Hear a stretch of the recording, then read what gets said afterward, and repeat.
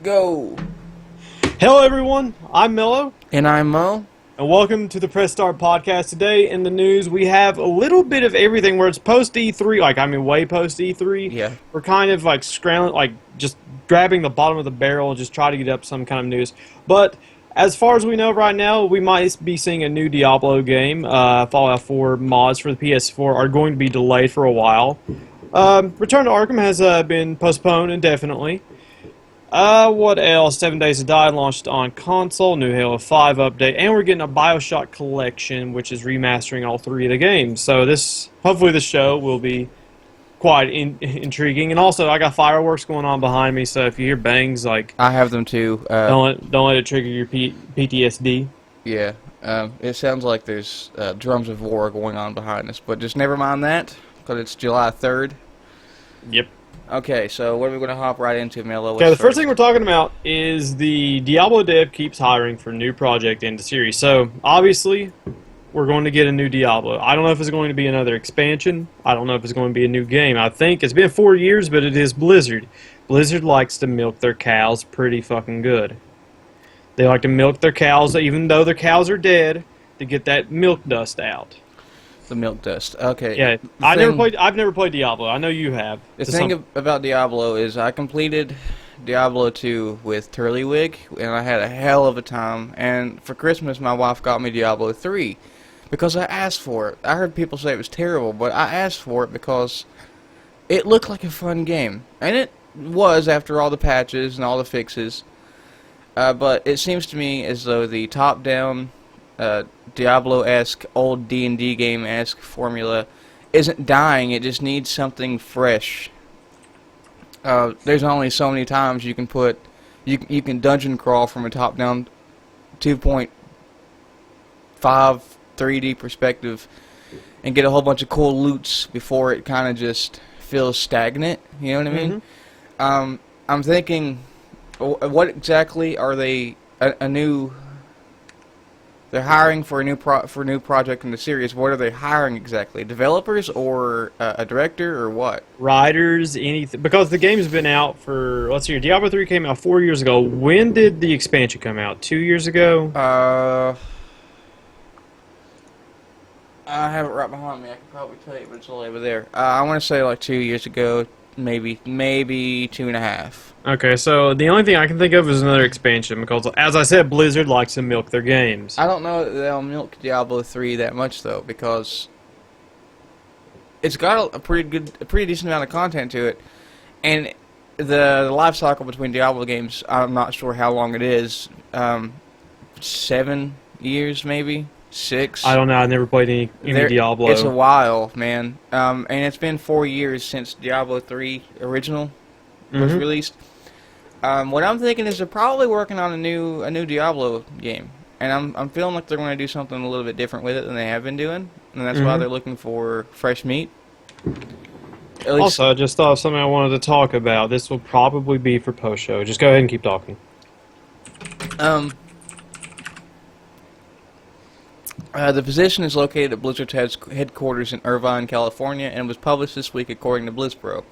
The listing calls for someone with outstanding communication skills, proven experience in creative direction, strong ability in system design, and stellar track record of shipping AAA games. So they're looking for a good team.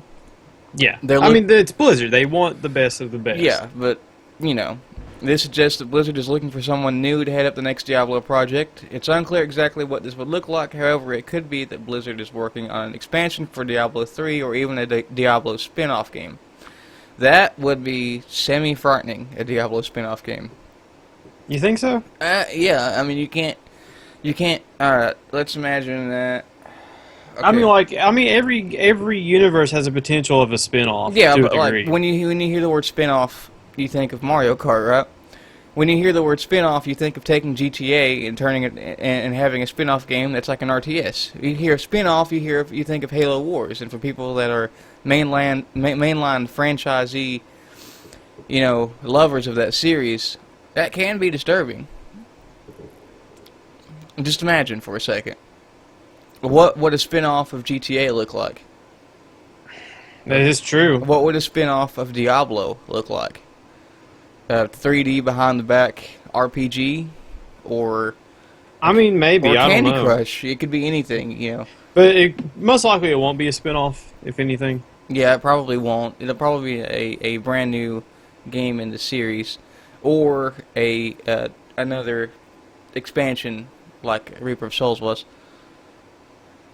But Okay. that's all I can really talk about regarding Diablo. Maybe an expansion. I'm feeling expansion, if anything. It's But why would they probably- hire? Well, it would have to be a huge expansion. They probably want to do another. Like What an they did when they overhaul. released Reaper of Souls, they wanted to get a lot of it in console players' hands. You know. Yeah, they did that. They did that. And just like Overwatch, the game was balanced separately between console and PC. Did you know that? No, I did not. Because the control scheme and everything is balanced completely differently. Oh, really? Yep. That just goes to show, once again, it's two completely different worlds. Yeah, it is. But what's next on the agenda, Mello? Little Big Planet server shutdowns coming mostly in Japan. Now, this Little Big Planet, for That's- those of you who've never played, it was a gem when it came out. It was this. This is like one of those things that if this was on Xbox, everybody would have played it. But unfortunately, because of the PS3 E3 conference, everybody, just kind of went towards Microsoft, coming that holiday season for the Xbox 360. Anyway, Little Big Planet was this little. I'm willing to say they sparked the whole make your own everything idea for video games. I'll agree with that. It's just an amazingly fun little game that I think has a special place in my heart, at least. It's just fun. Number 2 wasn't the best. I haven't played number 3 personally, but apparently, if you're in Japan, the servers are shutting down. So you can't play other people's levels. You can't download levels. You can't upload levels. You just get to play the base game and probably access some of the DLC. Now the thing was about this game, there was a huge library of player-created content that you could download and play, kind of like Super Mario Maker. You just download a level and play it. Yeah. Or you make your own and you upload it. Yeah. And so, I don't know why they would do this. It's Sony of all... Well, mostly it's in Japan. But... I don't know. I don't understand why they're doing this. Here's what I'm thinking, is that slowly but surely, and this is just my interpretation of what's been happening lately with the no longer supporting the Xbox 360, Microsoft isn't, and this happening, and PS2 servers getting shut down, is we're starting to see the degradation of the previous iterations of games and consoles. Mm-hmm. We're starting to see they can't support them anymore. They're not willing to shell out server cost. Just for the few players that are still playing the game. By few, I mean maybe the 2,000, 3,000 that are still playing Little Big Planet on a regular daily basis. You know what I mean? Yeah. But it makes me sad because on PC we had the shutdown of the Borderlands servers, and then thankfully GameSpy picked up the servers. Therefore, we could all keep playing Borderlands 1. Yeah. But consoles, they don't have that. They don't have the alternate. Someday there's going to come a Alternative. time. Yeah. Someday there's going to come a time when a game you love to play on a previous generation console is no longer, their servers aren't going to be supported anymore. The game won't be supported at all, and that's going to be a bad time for a lot of people. It is. I can't really imagine that happening to a game I really love to play every day. Like imagine. Or it's going to be unfair to some people who there's some games right now I'm missing because I don't own an Xbox 360, a PS3 anymore, because there's some games that you play and you put down for maybe 2 or 3 years, and then you get that kick of, man, I want to play that again. It was just I just want to enjoy it again. Yeah, absolutely. And now you look at that and it's just well, it's not going to be the same. It's not. It's slowly but surely we're losing support for all the greatest games we had. But another question this brings up for me is how big was that community, or how small was it? Has it gotten to the point where well, maybe we don't need to support it anymore because nobody's really taking advantage of the online. That's what I'm thinking. But Little Big Planet has this history of they've released where it's a Sony first party Sony IP. they have this benefit of pretty much every Sony IP that comes out, first party IP, like you can buy skins and stuff for your little sack people. Yeah. And stuff, and it was just cool. It's weird because this is like if Microsoft said, you know what, we're no longer supporting the Halo 3 servers on the Xbox 360. Well, that would be outrage. Yeah, Fucking you know, outrage. but this is the equivalent. This is one of their flagships. Yeah, and say for example, Halo 3 is not far behind. You know, That is true. If we're losing games this close to us, you know what I mean? Not sentimentally. I mean, you know, time wise. Then the games that we loved in the previous generation are not far behind. Yeah, I know. They just can't shell out server costs while still making AAA titles. Like, who the hell's paying for the Halo 3 servers? Is it Bungie? Is it 343? It's Microsoft. Is it? It has to be. Okay. Well, Microsoft can probably It keep has things to be. going for a minute, but Yeah, know but how greedy they eventually, are. you know, eventually once the player base gets so small, they're going to be like, nope. And like Smitty said, there are communities that make private servers for games after they shut down, like Metal Gear Solid 3 online. Yeah. Is that on PC though? I don't know. I'm not sure. Can you clarify, Smitty? But still, like I don't know how GameSpy was able to pick up the Borderlands servers. I don't really understand how that works. I'm not a server tech or I'm not either. But like, if it's on PC, then it's not that. Yeah, it's to not my that understanding, difficult. it's not that difficult to make a private server for really anything. Because you can download programs and just make a server from your computer. With like 6 clicks and you got a server up. Yeah, just so you and your friends can play for a night, you know, Yeah. and that's it. And it's Hamachi. completely free. Yeah, Hamachi. And what's that one software? I forget. We used to play Minecraft all the time. It was Hamachi. No, there was another one. Started with an R. It was like you can go into a lobby of like. There's like a big list of different lobbies, and they're all like virtual lands. Mhm. Basically, it's a spiritual successor to Hamachi. Okay. Well, anyway, let's move on from this depressing story to something a little more hopeful, and that's that Left 4 Dead 3 might have been teased by Valve employee. No, I haven't seen this yet. So You haven't. no, so hit me with it. Okay, so I don't know the exacts of what happened, but I think there's an update file or something that, you know, data miners went and looked for, and then somebody found a folder that was named Turret. Inside Turret was something to do with Left 4 Dead 3. Let me read through the article because like it's been a couple days. Let's see here. Fansite Valve Time conceptual artist Tristan Rydford posted a picture of his tutorial on Destination's workshop tools of a file directory, and at the top of the list folders, one of the titled Left 4 Dead 3. The picture was quickly taken down and replaced with one without the suspiciously titled folder, but Valve Time managed to save the image. Of course they Okay, did. so somebody was doing something and they found a folder that said Left 4 Dead 3. But it was and Portal 3 folders on their computers. Okay. Yeah, but anyway, like this gives me hope because this is what developers do. They don't like something like Valve. Like remember when Portal 2 came out? Remember fucking Ian, how fucking crazy he was going because of what they were releasing, slowly but surely. Yeah. It was just like a small but large burst of information over time. Yeah. And so I think that's what they're starting to do with Left 4 Dead 3. I think it's on its way. And we just gotta wait. That's true to Valve's style. They've always been so... I cannot find the word. They're so low-key. They're with the community, and they want the community to figure it the fuck out on their own. And they want play to a keep game. them interested. They always play a game with us before we get to play their games. You see what I'm saying? It's an ongoing game. They want us to play detective, but like here recently, Valve's been super interested in Steam and not so interested in their own IPs.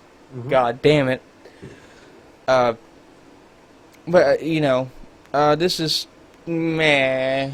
It's possible. That, I mean, I'm excited for it, but I remember when Left 4 Dead 2 was announced, the community of Steam or like the Left 4 Dead community was outraged because they were used to Valve just supporting their games for years and years, and they weren't expecting a sequel to come out so quickly. Yeah. I remember that vividly. And it says, of course, this was possibly an accident, and there's a very good chance that Valve employees all have Left 4 Dead 3, Half-Life 3, and Portal 3 folders on their computers, regardless of the status of those games. Possibility, but I mean, Left 4 Dead, it's kind of... However, It does seem a bit curious that the folders list is scrolled down so that the Left 4 Dead 3 folder is at the top. Also, Valve Time points out that the new picture appears to be photoshopped. Let's see the new picture. Yep, let's... Okay, I yeah. don't know what the fuck I'm looking at right now. That's, I don't know. Either way, it's... Either way, they're either... No, it's not halfway through the podcast, Max. You're like, hang on, I'll tell you exactly. You're very early. Yeah, we're 18 minutes in. We got at least You're like very early, man. yeah. Welcome. Okay, so let's continue to a little bit of console news. Fallout 4 PS4 mods delayed after serious issues reported. Fallout 4's mod program was supposed to launch this month on PlayStation 4, but it looks like it's no longer going to happen. Developer Bethesda Game Studios wrote on Twitter today that the PS4 mods beta has been delayed, which likely means the public release is too. Let's see. I'm going to read through this. I'm going to go ahead and say this right quick. What? I partially called this happening. So Partially? the image came from a collection of images detailing how to do something with Source. Right, okay. But I partially called this because I was talking to Ben and Tyler about this when I was talking to them about the podcast and what we do. I said, and Smitty's making a point here too, but I said that when you give the freedom to mod to a console, right? And these consoles have set-in limitations, right? Mm-hmm. And I'm not like being a dick here.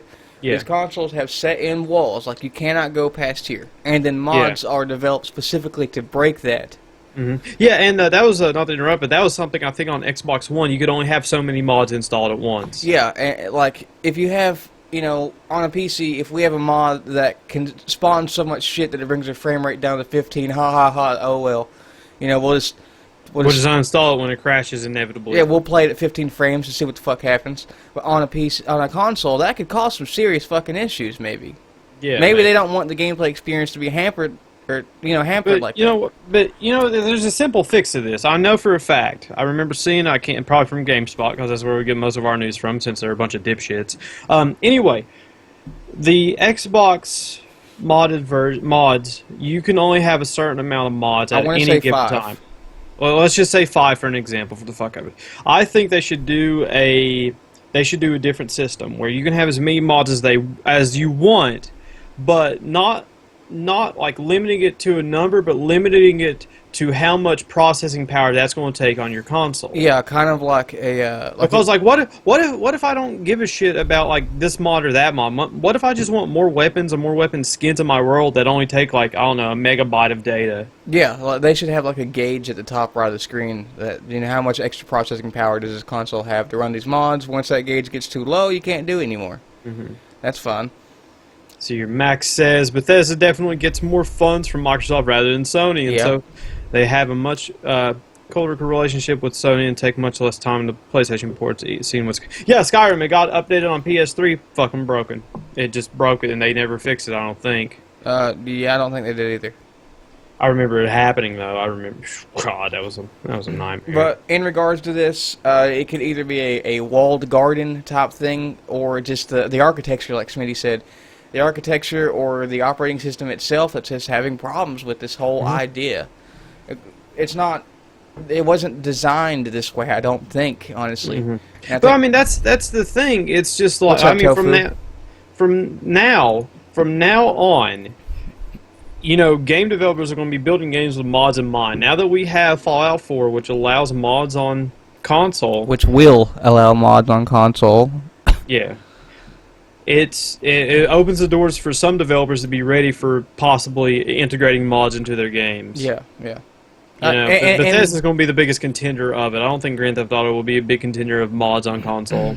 Maybe not. But like when the games are developed and they have this in mind, it'll go over a lot more smoothly. Because this right here, I'm not saying this is unacceptable.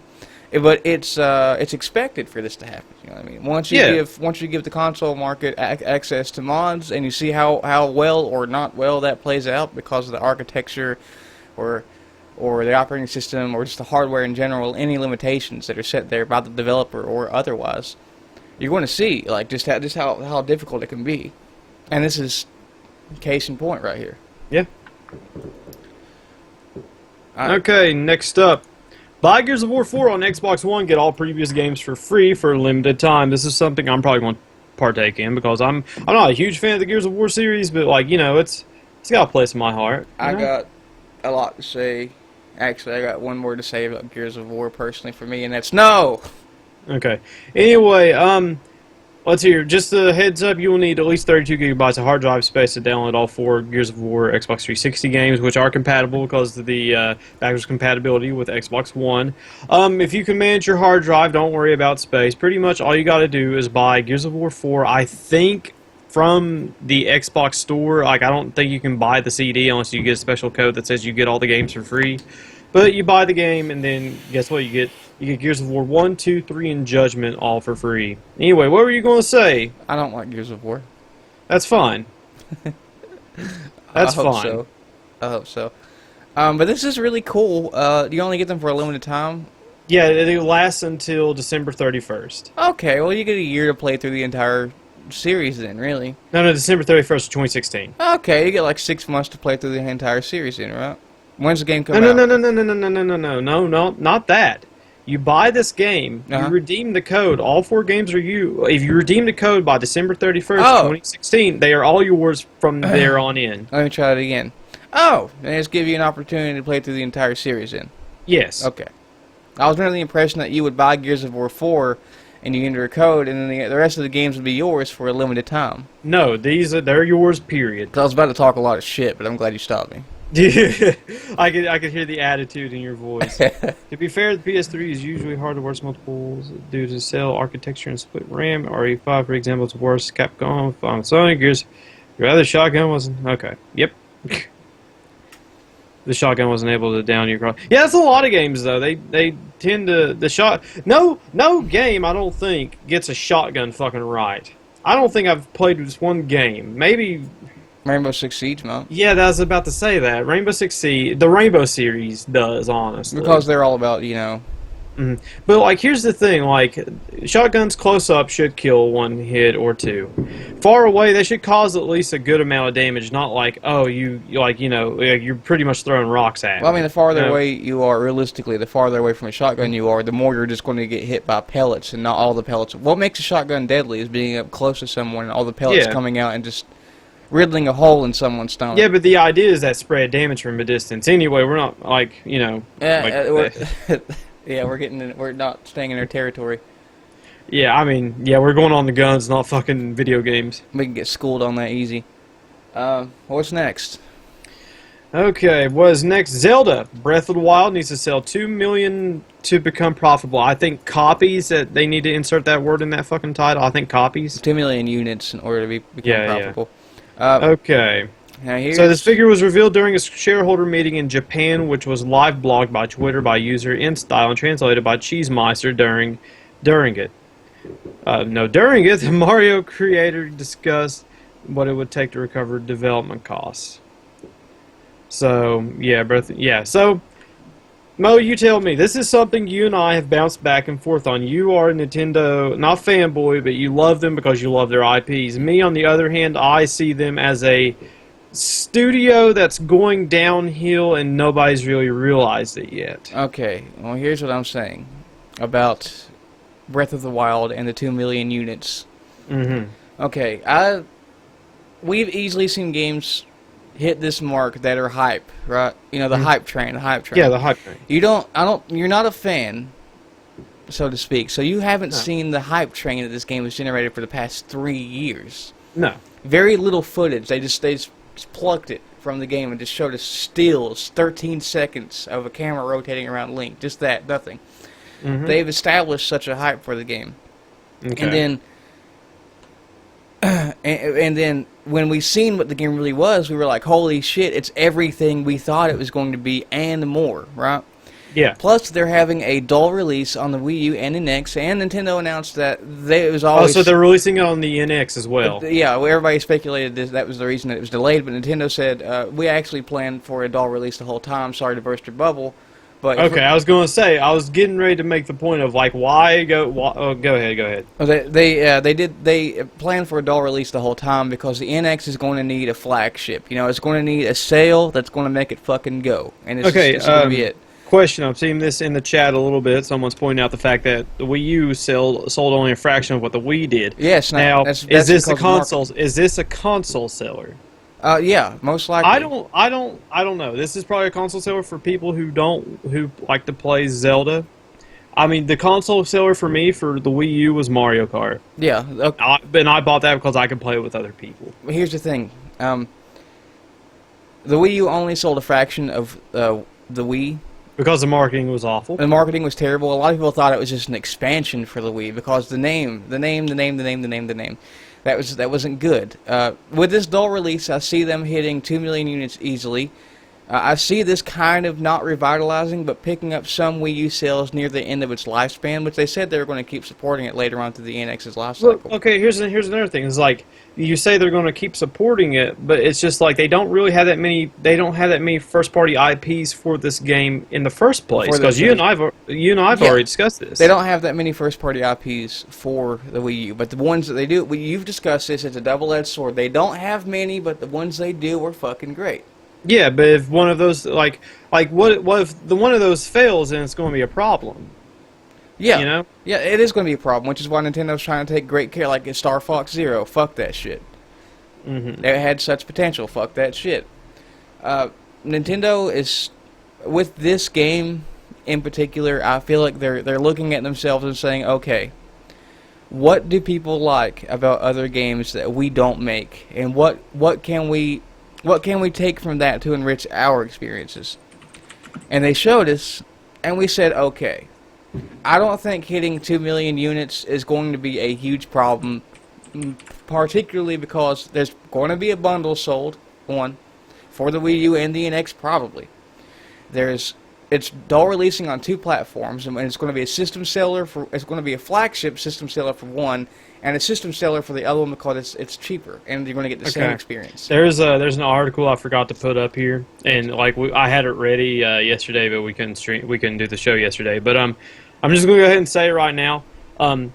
The problem with the Wii U sales was its marketing. I didn't know when it came out. I didn't know what the fuck it was. Me either. I didn't know what it was. I didn't know what it was. Well, here's another article. It's not going to be shown on Moscreen. I'm just going to go ahead and read it off really quick. Nintendo marketing executive leaving as position reportedly is permanently dissolved. So what does that mean for the Nintendo NX when it's about to come out? Who's going to market it? Here's what that means. They've seen the guy who marketed the Wii U and seen what happened to it and said, get out of here. You're dissolved. Well, they're permanently dissolving the position of Nintendo marketing. Okay. Yeah. So then what they're going to do is they're going to push it themselves, I guess.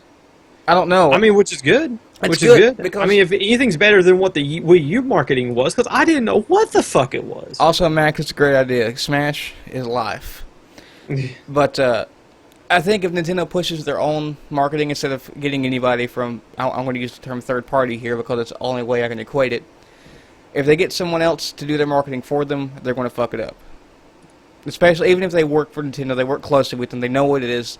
Nintendo needs to take the initiative and say, hey, this is what we have on an honest-to-goodness level. This is what we're offering you. Right? Yeah. They don't need to have somebody say, this is the Wii U. This is the Wii, but with a U.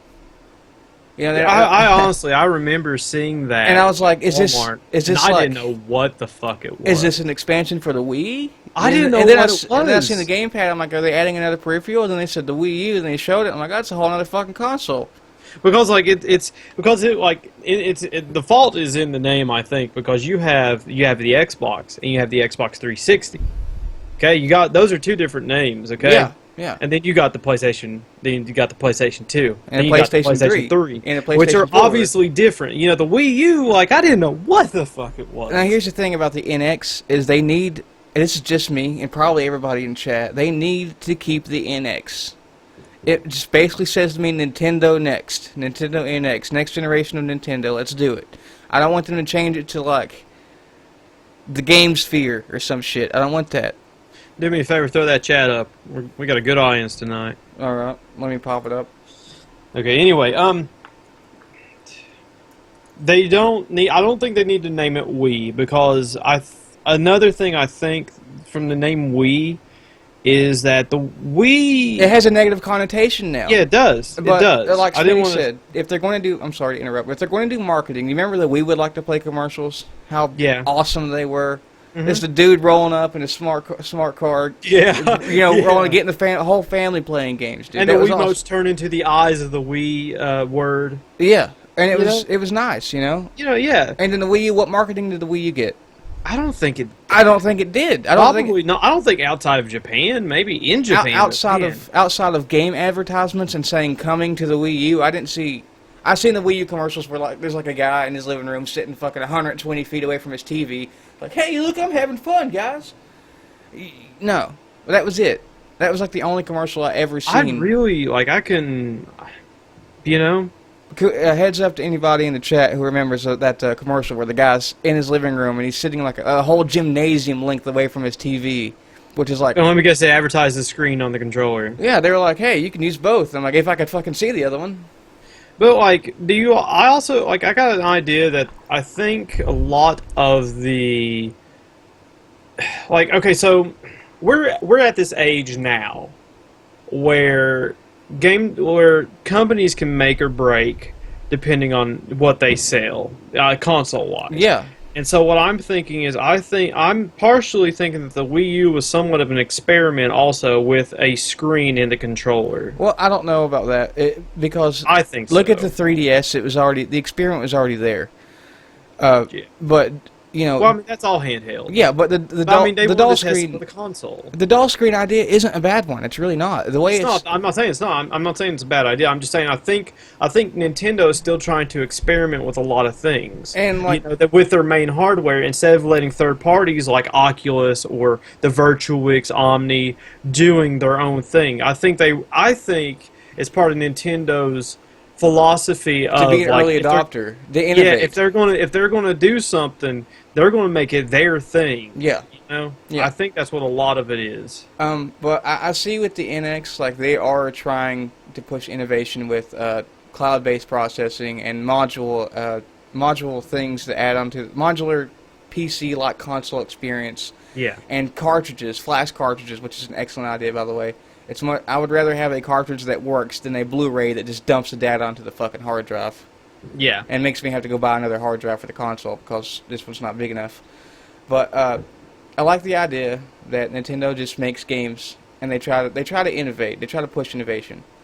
Yeah. But in the process of doing that, they've also they've kind of hung themselves out to dry because some of these innovations weren't things we really asked for or wanted, although they were cool for a minute. Like you can't tell me when the Wii first came out you weren't like fucking hype, dude. Yeah, because the only way you could get that experience was at an arcade with a huge machine that was designed to do that with a huge cord attached to a fucking gun. Yeah, and now you can just do it wirelessly, mm-hmm. with the whole fam. Yeah, and it was awesome. And it's just I don't think that a lot of games did good for that. Obviously, the Mario games did, like Super Mario Galaxy. Those are a blast. Skyward Sword, Twilight Princess didn't do too well, but Skyward Sword, as much as people like to bitch about that game, the Wii Motion Plus, I didn't have a single fucking problem playing through that game. It worked. Were there any Star Wars games that came out for the Wii? I don't know. I don't think there were. I think that's what a lot of people waited on, honestly. I own like 7 games for the Wii, and it was Monkey Ball, Zelda, Smash, Kart. That's probably it. I got Wii Sports, Call of Duty. Ew. Yeah, and I think I sold it after that. Call of Duty, Modern Warfare 7. Modern Warfare 7. Okay, next article. Major new Elder Scrolls Online update detailed. Well, looks like we're waiting for another 2 years for this update. Yay! Okay, so let's see. While the Elder Scrolls 6 is not coming anytime soon, fans of the series may be happy to learn that Bethesda continues to update the Elder Scrolls Online. The game's latest update, the 11th one, is called Shadows of the Hist, and it includes 2 new Argonian-themed dungeons, a style parlor, costume dyeing, and lots more. The new 4-player dungeons are called Ruins of Mazatoon. I don't know. the Cradle of Shadows. These will be free for players, active ESO Plus memberships, or can be purchased through DLC Dungeon Pack, which will go for 1,500 crowns. Both dungeons and blah blah blah. Okay, the parlor, what microtransaction cosmetic stuff, which is okay, but I don't think many people are going to do it.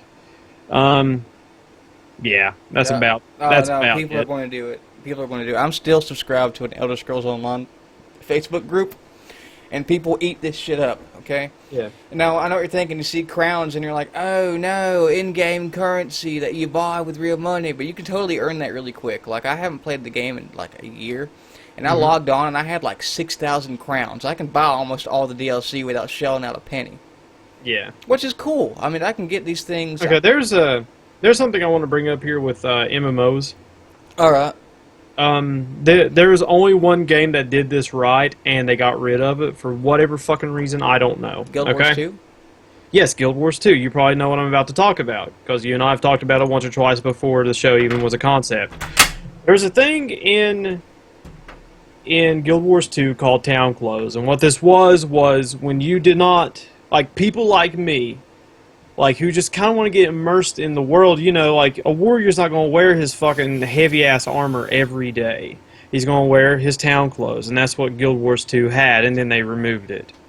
Why did they And remove now, it? I don't know why they did.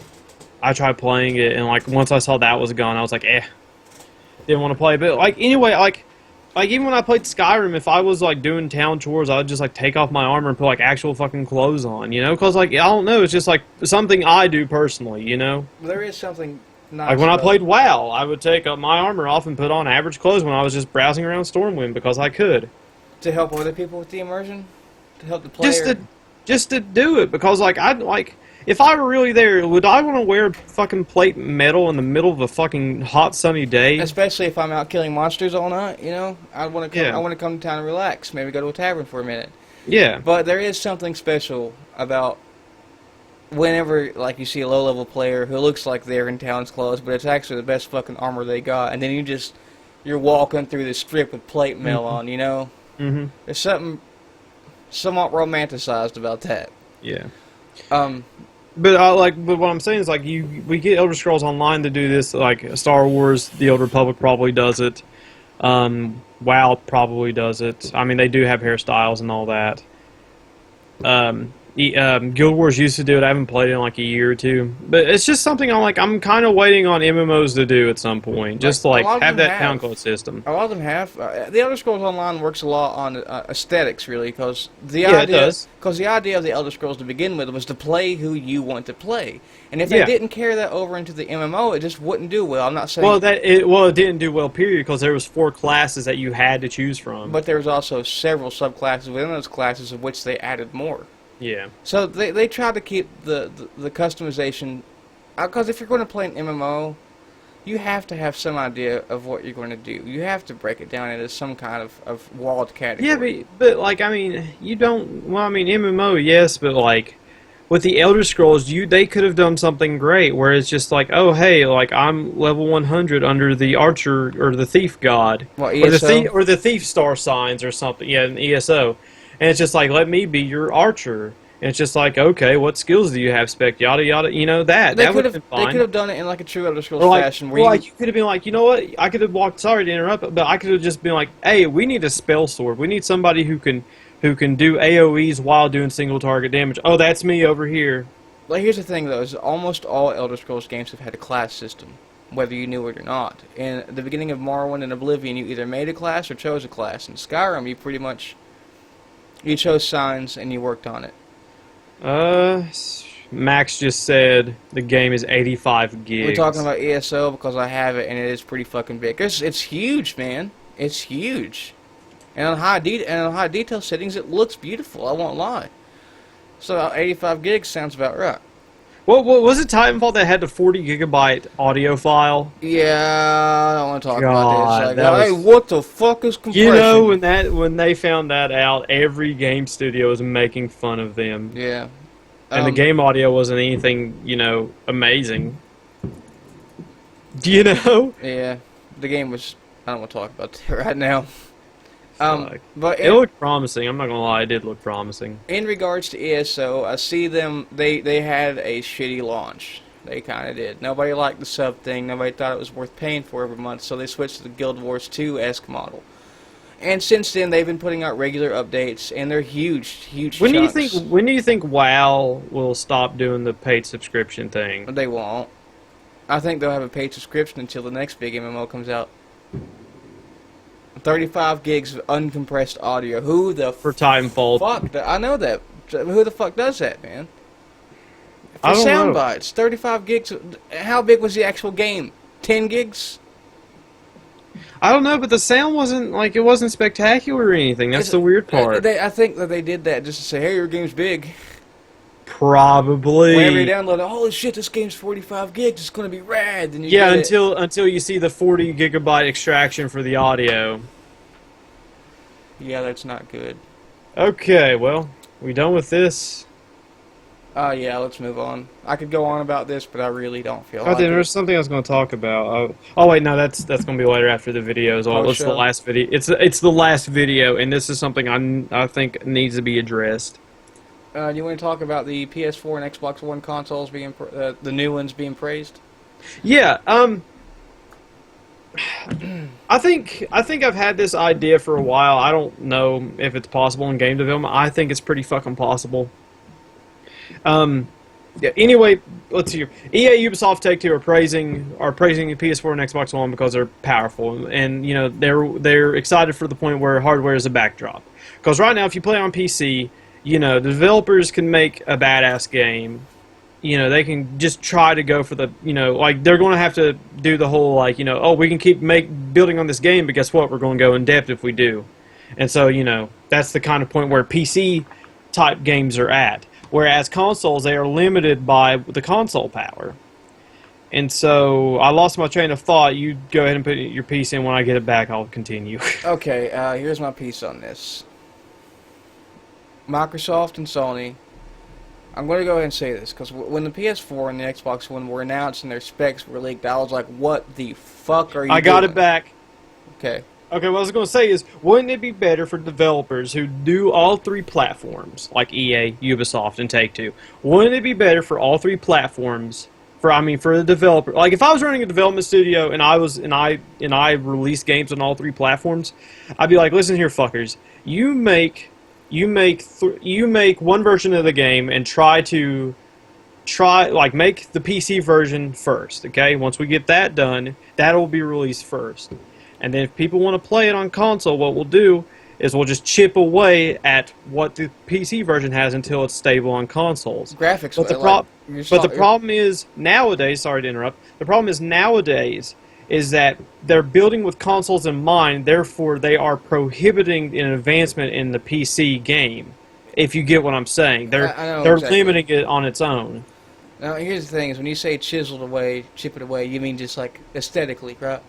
Not content? Anything. No, not content, Aesthetically, textures, anything. Just anything, but, just to make it to where if people really want to play this and they think it's going to be awesome, just let them have it. But, we gotta care about the PC place first, Here's what I got to say about this. They're praising them because they're bringing out a more powerful version of the Xbox One and PS4. Mm-hmm. Now, when I first seen the specs for the Xbox One and PS4, I was like, what are they doing? What are they doing? They're like, the Xbox One's going to run at 996p or some shit. Yeah. And I'm like, what are you doing? This is supposed to be next gen. They're like, at 30 frames per second, 996p. What?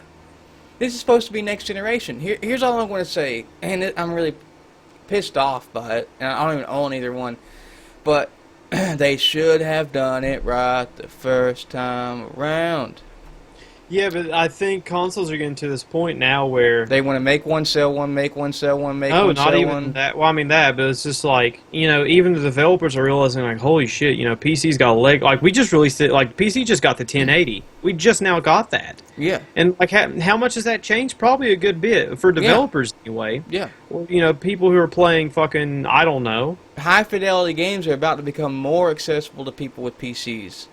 Because of look at the price of the 1080. I'm going to say it's $400, $500. People are going to say, "Oh, that's so much." If you already have a PC and you've had a capital investment in the GPU of like $200 for the past 7 years, you know, you say, oh my god, the GTX 1080 just came out. It's $500. That's the cost of a new console. Guess how much time you're going to get out of that? Guess how much fucking time you're going to get out of that? As How opposed, much? Look, how long did this before we even say this? How long has this console generation lasted? 2 years before they started coming out with a new iteration of the next. You've got gen? a point. Oh, actually, Xbox 360, I think they released one to counteract the Red Ring of Death, if I'm not mistaken. But I think it wasn't an upgrade of any sense. Same concept of hardware. I'm talking about upgrades. How long did How long did the PS4 and Xbox One original last? 2 years. Yeah, 2 years. How long has my GTX, or not even that, my 7850 HD, which is a mid-range card from 2011, lasted me until this year? Mm-hmm. And I got it in 2011. And So, what I'm saying. Well, go ahead.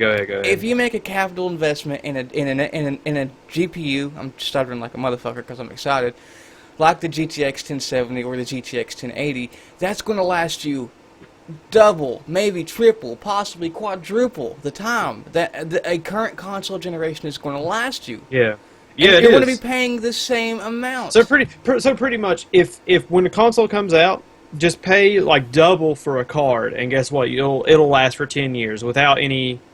If you take care of your PC without any problems, you know. It's the thing, you don't have to pay. Get the warranty too. If you play your cards right, you don't have to play double for the card. Yeah, that too. But you get what I'm saying. Yeah, like you don't have to pay double for double the time, honestly, because look, a PS4 is what, 500, an Xbox One is what, 500, 450. No, it's down to like 300, and so is the PS3. Okay, so you got the PS4. GTX 1070, which is $350. It's the price of a PS4 or an Xbox One or whatever. You're not going to incur such a time in which you're not able to keep up. Because people who just bought an Xbox One 2 years ago are like, this is going to last as long as the Xbox 360 did. Hell yeah. Or the Xbox Neo that's going to come out And soon. it's not lasting that long. Meanwhile, But here's the thing. Here's another thing. Not to interrupt. Is just like all these consoles, they have to be compatible with the games that do come out. yeah, Or else you just split your community. they're dividing up their player base a whole lot. And I'm not like trying to advocate for make the PC switch today, which it's not a bad idea. It's not a bad idea. I know you love your exclusives. I do too. I have a Wii U behind me. I'm a Nintendo fanboy. I understand about the exclusives. I promise, homie. Everybody does. But I have a PS4 and I got an Xbox One on the way. But like, if I can pay the same amount for a new console that's going to last me 2 years before I got to buy the next iteration, and get something that's going to last me possibly 10 or 15 years, well, that's a little. I mean, hell, it could last 10 years. The GTX 1070 and 1080 could last me 10 years. It totally could, and that's, driver support down the road may unleash more potential within it. Yeah, Windows XP was supported until last year. Yeah, what I'm saying is you're not getting the support for your money. You're paying twice for this. The only time that consoles will be an actual viable contender will be when they're modular. Yeah, when a and at that point, what's really separating them from a PC besides the word exclusives? That's really it. And then, on PC, you can get emulators and stuff. Yeah, I mean, I can play everything from a Neo Geo to a goddamn PS2 on my computer. I have that. I have a whole library. I have so many options. But you're paying $400 for a console, and they're coming out with a better one 2 years down the road. That's what console gamers were blaming PC gamers of doing, was buying a new graphics card the next year when it came out. Yeah. Now it's just hypocritical. It's because and another thing is like Microsoft and Sony, they'll know people will buy these new consoles. They know people they will. collect them. Yeah, that's an understandable thing. That's fine. That's fine. I'm not. I want it to be known. I'm not advocating for PC and bashing the console market. I'm just bashing their business strategy. What they're doing to you, the consumer, and they're doing it to you. I went on about this too long. We need to go talk about something else. Are you ready to talk about the last article? Yeah, this is all you. I'm not a Batman guy. Batman Return to Arkham doesn't have a release date anymore. Let's hear. After reviewing the progress of the project, the team at Warner Brothers Games has decided to delay the release of Batman Return to Arkham to give the team at Virtuous Games additional time to deliver a polished Batman Arkham game experience. We do not have a release date yet, and we'll be sure to communicate that once we are sure the game will be ready. We know this is disappointing news, but we feel extra time will allow the team to create the best gaming experience for our fans. What this sounds like to me is that they probably ran into the same problem that Arkham Knight ran into, where just shit's not working. While the original games were powered by the Unreal Engine 3, the remasters are being developed by Virtuos using UE4. That could also be another thing that they wanted to improve the overall aesthetic. And the aesthetics are getting upgraded. And they're moving to a new engine, which is a decent reason for postponing the game. That's perfectly fine. It's only coming with 3 games, I think. Was it Arkham Asylum? Hold on, I'll type it in. Just whatever. I wouldn't know, man. I would not know. Like, there's 4 games, and like, I would recommend this if it came with all 4 games. You know, I'm not if it comes with 3, fuck it. No, don't do it. No, don't fucking do it. But let's see here. If it would tell me, okay, Arkham Asylum, Arkham City. Really? Okay, well, here on GameStop's website, it says that included is Batman Arkham Asylum and Arkham City. That's it. Is that it? Just 2 games for $50. No, thank you. Then they do the remakes? Yeah. Not really remakes, but, you know, re-releases. With fully remastered and updated visuals, the games don't look bad. They don't. Like, the games have their own style. It's kind of like, I mean, it'll get dated eventually, but it's kind of like TF2 where it's built not to date, or not to age that badly, you know? Yeah. But yeah, I'm $50. Like, that's they're pretty much doing what the Metro series did that one time. Were the redux of both? Yeah. Okay. Yeah, that's pretty much what they're doing. Well, I mean, postponing it because you're working on the game in a new engine, even though it's the sequel. I'm gonna use the word sequel to the engine you used previously. It's switching engines is a big deal, no matter what engine you're switching to. Yeah. Is my cam freezing on your end? Because it's freezing on mine. No, it's looking fine to me. I mean, it'll do it every second or so. I don't know. Like, I've noticed it once or twice, but it could just be a simple. Fuck, it's one show. We'll have it fixed next time. I'm thinking you're tripping because it's working. OBS is showing you just fine. Skype is showing you just fine. Okay, well, I mean, it's freezing on Skype on me, but whatever. It doesn't matter. Okay, so we're ready to move on to videos, the fun part of the show. Yeah, we can move on to videos, the fun part of the show. Okay. It's Mello's part of the show, right? Is that what's fun?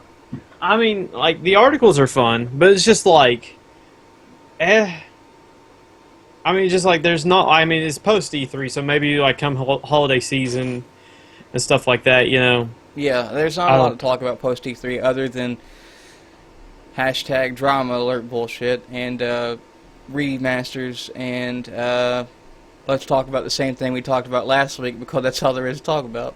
Yeah, and speculation, which is always fun. Yeah, speculation. That's all we do on this show. The funnest part of the show. So what have we got lined up for? Well, the first video is Assassin's Creed creator hasn't played a Ubisoft game in years. Do fucking what? Let's watch the video. So it turns out the creator of Assassin's Creed doesn't get to dive into hay bales these days. I'm Dave, and welcome to the GameSpot News Update. Patrice Désilets, the creator of Assassin's Creed, who has a tumultuous past with Ubisoft, hasn't played a game from the publisher since Okay, so he hasn't played a game since 2012 from Ubisoft. Did he create the franchise? Assassin's Creed creator. Does he still work on the franchise? He has to. Well, maybe. I don't know. No, it can no longer... No. I don't know. He can no longer stand. He revealed this in an interview with Edge magazine where he admitted to being too personal. I'm not a good person to ask about how I feel about Ubisoft games. I haven't played a Ubisoft game since 2012. I played the first 2 hours of Assassin's Creed 3. Wow. And that was it. With all due respect, I love Ubisoft very much, but I cannot see their logo on my TV screen. It feels too personal. This is my flaw. I think what happened was they bastardized his vision of his game series. They absolutely had to have. They bastardized the whole I mean, how can you not... Imagine that you have, for a moment, chat, that you have a wonderful idea and you pitch it to this group of other people. They say, you know what? You're right. That's a wonderful idea. And then you sell them the rights to your idea. You share the profit. You make the idea come to fruition. Mhm. And it's awesome. And then you see like 9 more of the same thing come out, and they just keep butchering it and butchering it and butchering it and butchering it and butchering it. Can you imagine how emotionally distraught you would be at the end of that? He stopped playing at the right time, Smitty said. I'd like to sit down and talk to him and ask what his vision was. Yeah, what his vision is. His vision's probably still there. The reason I couldn't play Assassin's Creed was because it got, Repetitive. yeah, like, you know. Number one was like it was one of the bad ones. I'm not gonna lie. Number two, it just revolutionized everything. I loved Assassin's Creed. It's the only Assassin's Creed I ever finished was Assassin's Creed 2. And then 4 was an open world pirate game, which now every other game is trying to emulate. Open world. Yeah, kind of. I feel like I'm sick of open world. I'm not. I'm sick of open world to a point, which that'll be a discussion for post show. But continue. Okay, yeah. Let's continue. Person. With the history between the developer and the publisher, it's not surprising to hear that he has problems with seeing the company's logo. Desolé left for THQ Montreal halfway through Assassin's Creed Brotherhood's development. Ooh! He was later brought back Who left through halfway of Brotherhood's development? Whoa. So he left 2010. Yeah, 2010 because so they were one was 07, 2 was 9, Brotherhood was 10, Revelations was 11, Call of Duty Modern Warfare 3 was Assassin's 12. Creed. Yeah, 3 was 12, 4 was 13, Unity was 14, Syndicate was 15. We get none 16. So you're talking about Assassin's Creed, Modern Creed, Fair 7. Yeah, so pretty much like he left in the middle of Brotherhood. So So 2.5 whole games later, he decides to stop playing. It's I mean, probably- Revelation wasn't good. I'm not gonna lie. It's probably because they were bastardizing his image of the game. It's Mm-hmm. likely. I mean, they'll probably say what happened halfway through the video here. You know what I think happened. I think that he had an idea of how this series would end or how he wanted it to evolve. And I think Ubisoft has taken it and kind of twisted it to where it can keep being released. so they can make more money off of it. Yeah, And yeah. There's that's definitely maybe he originally seen it as a trilogy. there's going to be an Assassin's you Creed know. movie this year though. That's all that matters. I bet he won't go see it. I'm going to go watch. I'm an Assassin's Creed fan at heart. Can you? I really am. Can you deal with the Kanye? The Kanye. Kanye. I'm not getting the reference. The trailer, Carmelo for Assassin's Creed had fucking Kanye West in it, musically. No, Yes. no. Yes. Fuck. I'm still gonna watch it. Because, as I said, I'm an Assassin's Creed fan at heart. I fell in love with this game at E3 2007. How did you not know that? That was big, man. Because Like- I don't watch trailers. I don't. That was like Warhammer big, or not Warhammer, but like Warcraft big. Either way, I'm gonna go see the movie.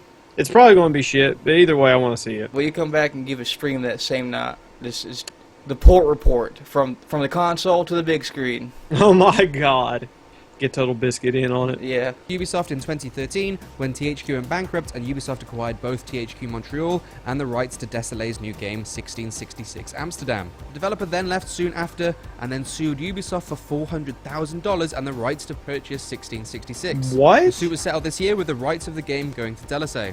Okay, so he won the suit, $400,000, and the game 1666 going to him. Well, Good on him, I guess. He then started Yeah. his own studio after leaving Ubisoft, and his first game, titled Ancestors: The Humankind Odyssey, is a third-person survival game based on certain points in human history. hold on, what's that game? I want to look it up. Game based on certain points Damn in it. human history. Titled Ancestors: The Humankind Odyssey. Let's see, your ancestors, the humankind odyssey. There it is. What's your project? I spelled Odyssey wrong. I got it pulled up on YouTube. Oh, you do? Mm-hmm. I'm gonna pop it and watch together. Okay, now I'll move it up on the list. I mean, we're pretty much done with this video anyway. Is it there? Add to playlist. It's added to the playlist. Okay, I'll move it up. It's apparently unveiled at E3 and we didn't cover it because we're scrubs. Oh, it was? Yeah, we're scrubs. Well, I mean, this is one of those small games that nobody knows about. Anyway, let's watch this. 2015 now. Well, now it's 20. Ooh, was it 2015 last year? Last year's E3? Probably. I think I've seen this game. Let's see here. 2013 Higgs boson. 2003 human DNA decoded. Oh yeah, the clone. Yeah. 89 Fall of Berlin Wall. Yep. 69 Man on the Moon. We gotta keep talking because it's a bullshit copyright. Yeah. Penicillin discovery. Oh, okay. That's cool. That's a cure for syphilis. Wright Brothers' first flight. I got the list. It goes back pretty far. See here, human population reaches 1 billion. Really? God, we've expanded. We've populated a lot since then. Charles Darwin's birth. Okay. I am not even going to attempt to read that. Something about 666. It was Latin. Yeah. First Crusade, 1091. 476, the fall of the Roman Empire. How much further back is it going to go? 2578 before present. I couldn't even read that. It was way back in history. Some tablets. Man, this is getting in depth. Agricultural revolution. Yep. Chavez Cave.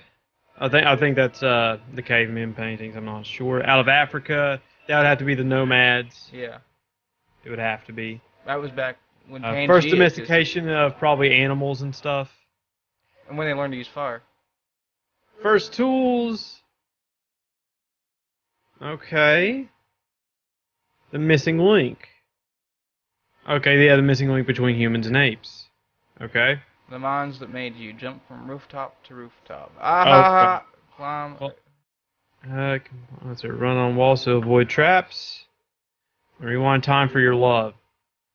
This sounds like a little bit like Prince of Persia, a little bit, after having fought millions of Templars, hidden in haystacks. And chase the Pope. This is Assassin's Creed. It is time for something new. Oh, he poked at fucking Ubisoft hard for the greatest adventure of all. Our own. Oh, this is deep, dude. This is deep.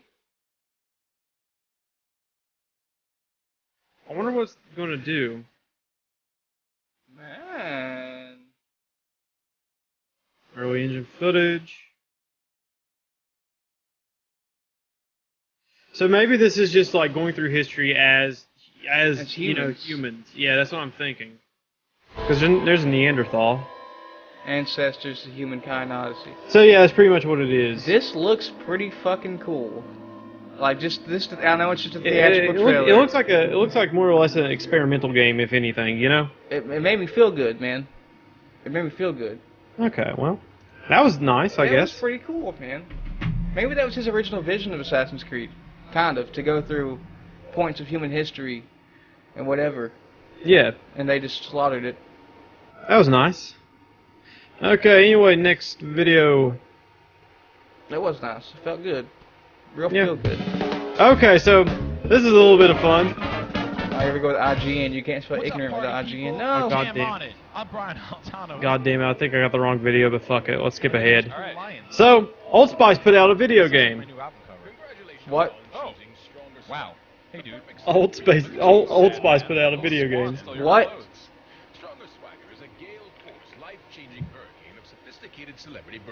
How do you not like me? Yeah, it's actually like a pretty good.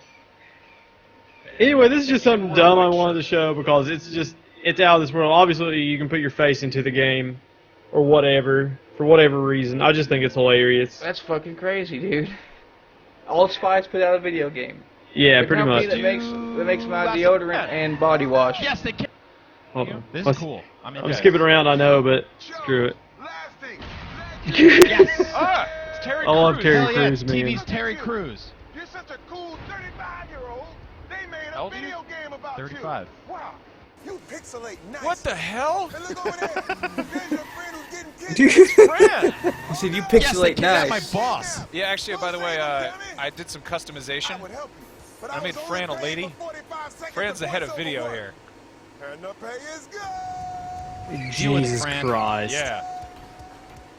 Anyway, I just wanted to show that off. I don't know what it's for, but That, yeah, that exists. that was wild looking, man.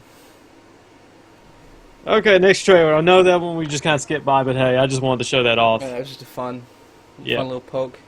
Okay, 7 Days to Die console launch trailer. Okay, so 7 Days to Die was an early access game on Steam for quite a while. Now it's getting a console release. Well, it's already out on consoles. But we'll talk. I got a few things to say once the trailer's over. Nightmare that never ended.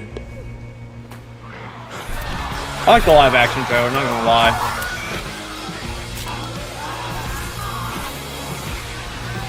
If you build it, They will come. they will destroy it. Or they will come to destroy it. Probably.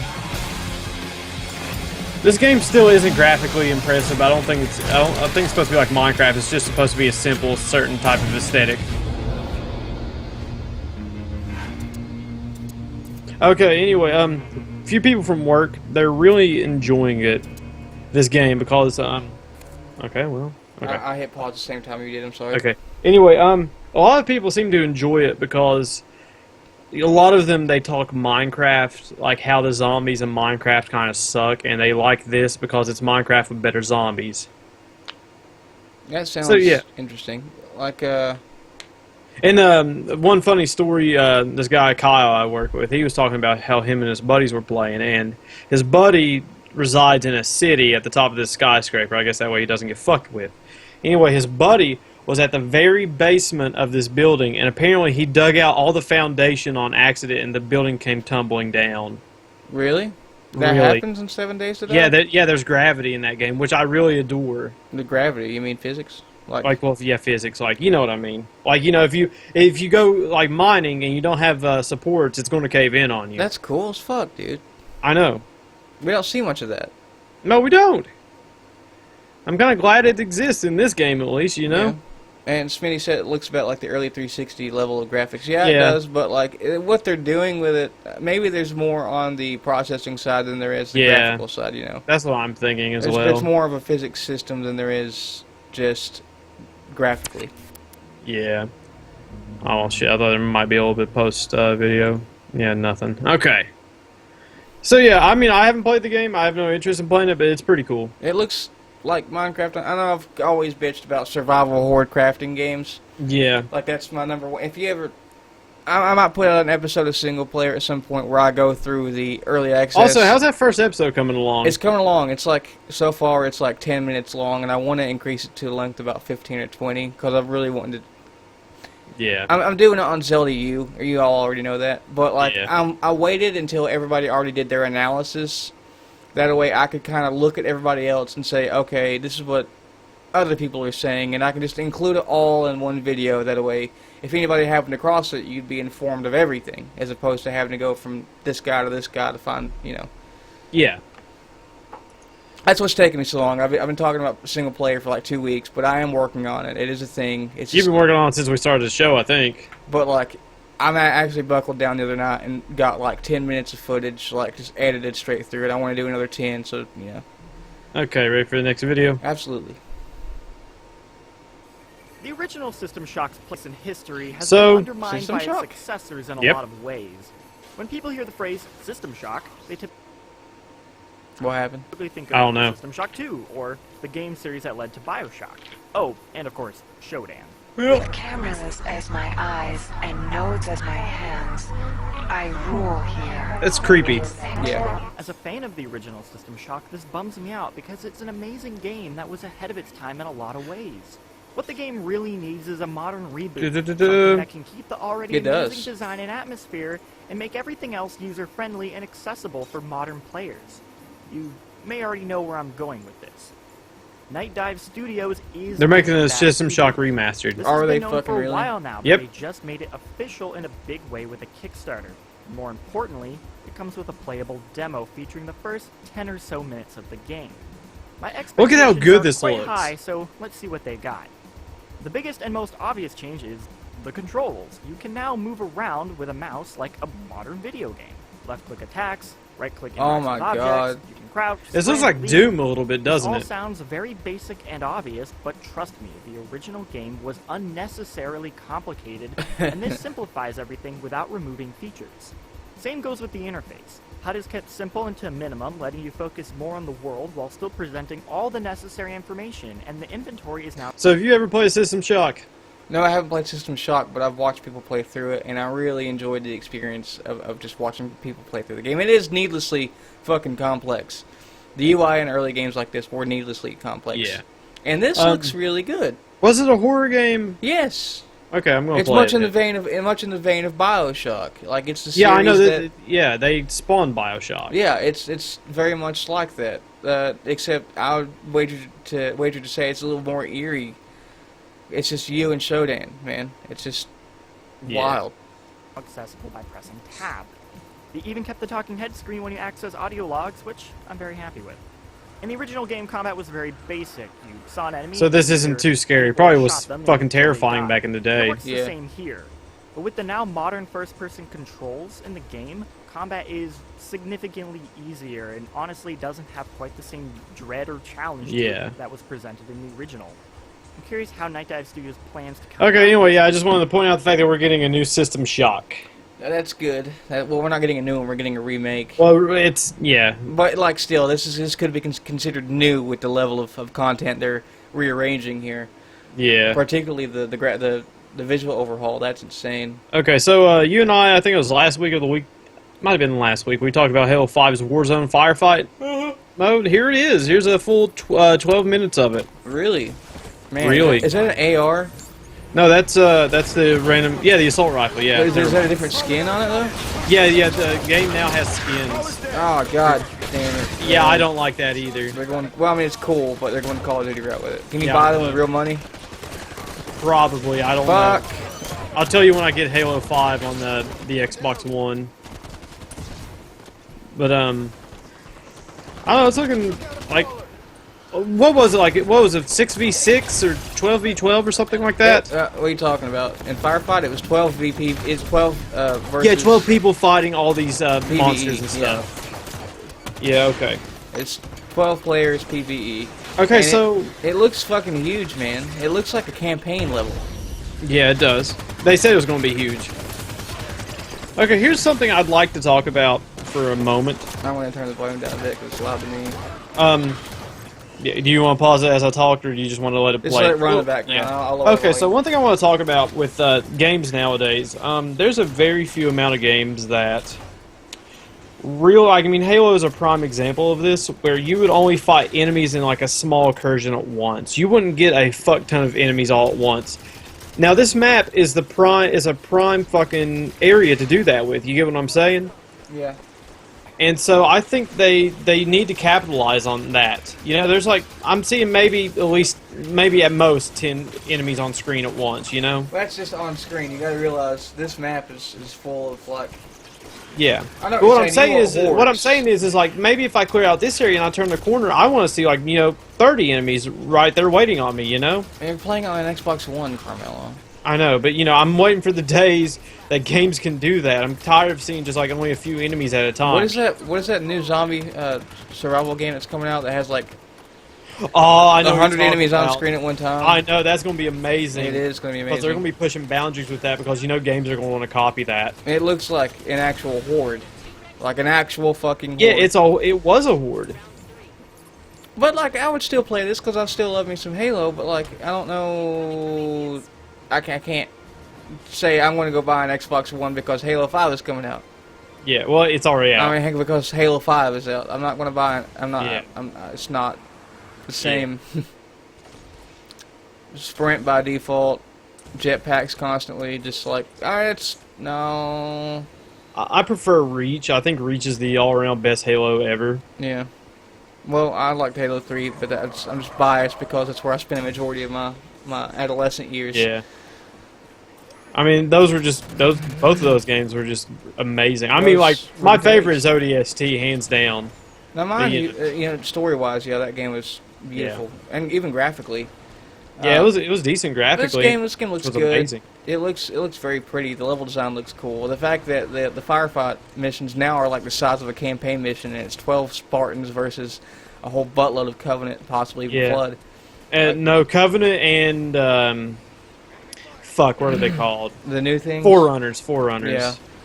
I don't think the Flood exists anymore. Yeah, that sucks ass. The Flood were awesome. Yeah, they were awesome. Pretty much zombies. But this looks really neat. But like you said, I don't see a whole lot going on at one time. I see them looking for the enemy. Yeah, I know. More I don't than like the enemy is that. looking for them. And the enemy's just kind of staying in this one spot with tags Yeah. over their head. Yeah, I know. I think they're trying to get that feel of Destiny here a little bit, you know? Yeah, that's what it looks like. It's exactly what it fucking looks like to me. It's almost like Destiny, man. Almost like Destiny. Yeah. Also, I'd like to mention at the same time that 343 even like I understand like they like when Halo 4 and the remake came out, like those games were graphically intense with all the polygons they had and all that. Yeah. But at the same time, I don't like that because you can't tell what someone's wearing as armor, you know? Yeah. You can't. They just look like it. Just looks like fucking garbled, like garbage, fucking mangled metal that was thrown into a blender, then magnetically adhered to a Spartan. You know. But that's just one of my small gripes with the game. I mean, I haven't played Halo in years. I haven't either. It looks kind of like Halo, but kind of not like Halo at the same time. I don't like the sound that gun is making at all. It's Eh. really pew-pewy. Yeah, I know. I think it's a plasma grenade launcher. It is. This looks like fucking Destiny right now. I know. Stop this. Just stop this, please. Okay, Make it go away. Are you done with it? Yeah, I'm done with it. You're done with it. Okay, well, let's move on to the next video. Now, our buddy Shelly, he's been playing Total War Warhammer for quite a bit. I think he's, hold on, let me see if he's playing it right now as we speak. It probably is. Oh, no, he's not. He's playing it earlier when we started. Anyway.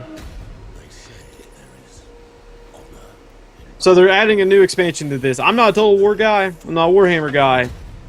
But, you know, I think people will appreciate this on some level. The RTS people. Yeah, the RTS. I like RTSs, but not like I used to, unfortunately. Same. That's pretty fucking brutal. Yeah, it was. See, I like how they have like different magical races going. Like, I mean, they picked the best universe to do this with, you know? Yeah.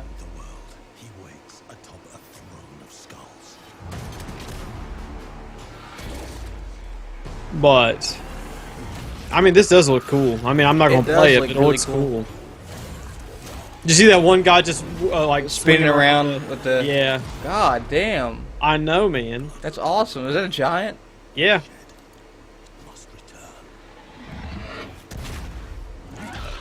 Undead dragon with armor. Draco Lich, motherfucker. Blood for the blood god. Okay, well. That's almost a counterintuitive title, but I really like it because it's just bloody. Yeah. It's just much like the trailer was. What else have we Yeah, got? like. Oh, no. I want to see like how these guys are going to sell this game because you and I have been shitting on Fuck! this. What, are you sick of Are we it? still talking about this? Yes. Go They on. keep putting out videos. How are we not going to talk about it? Press play.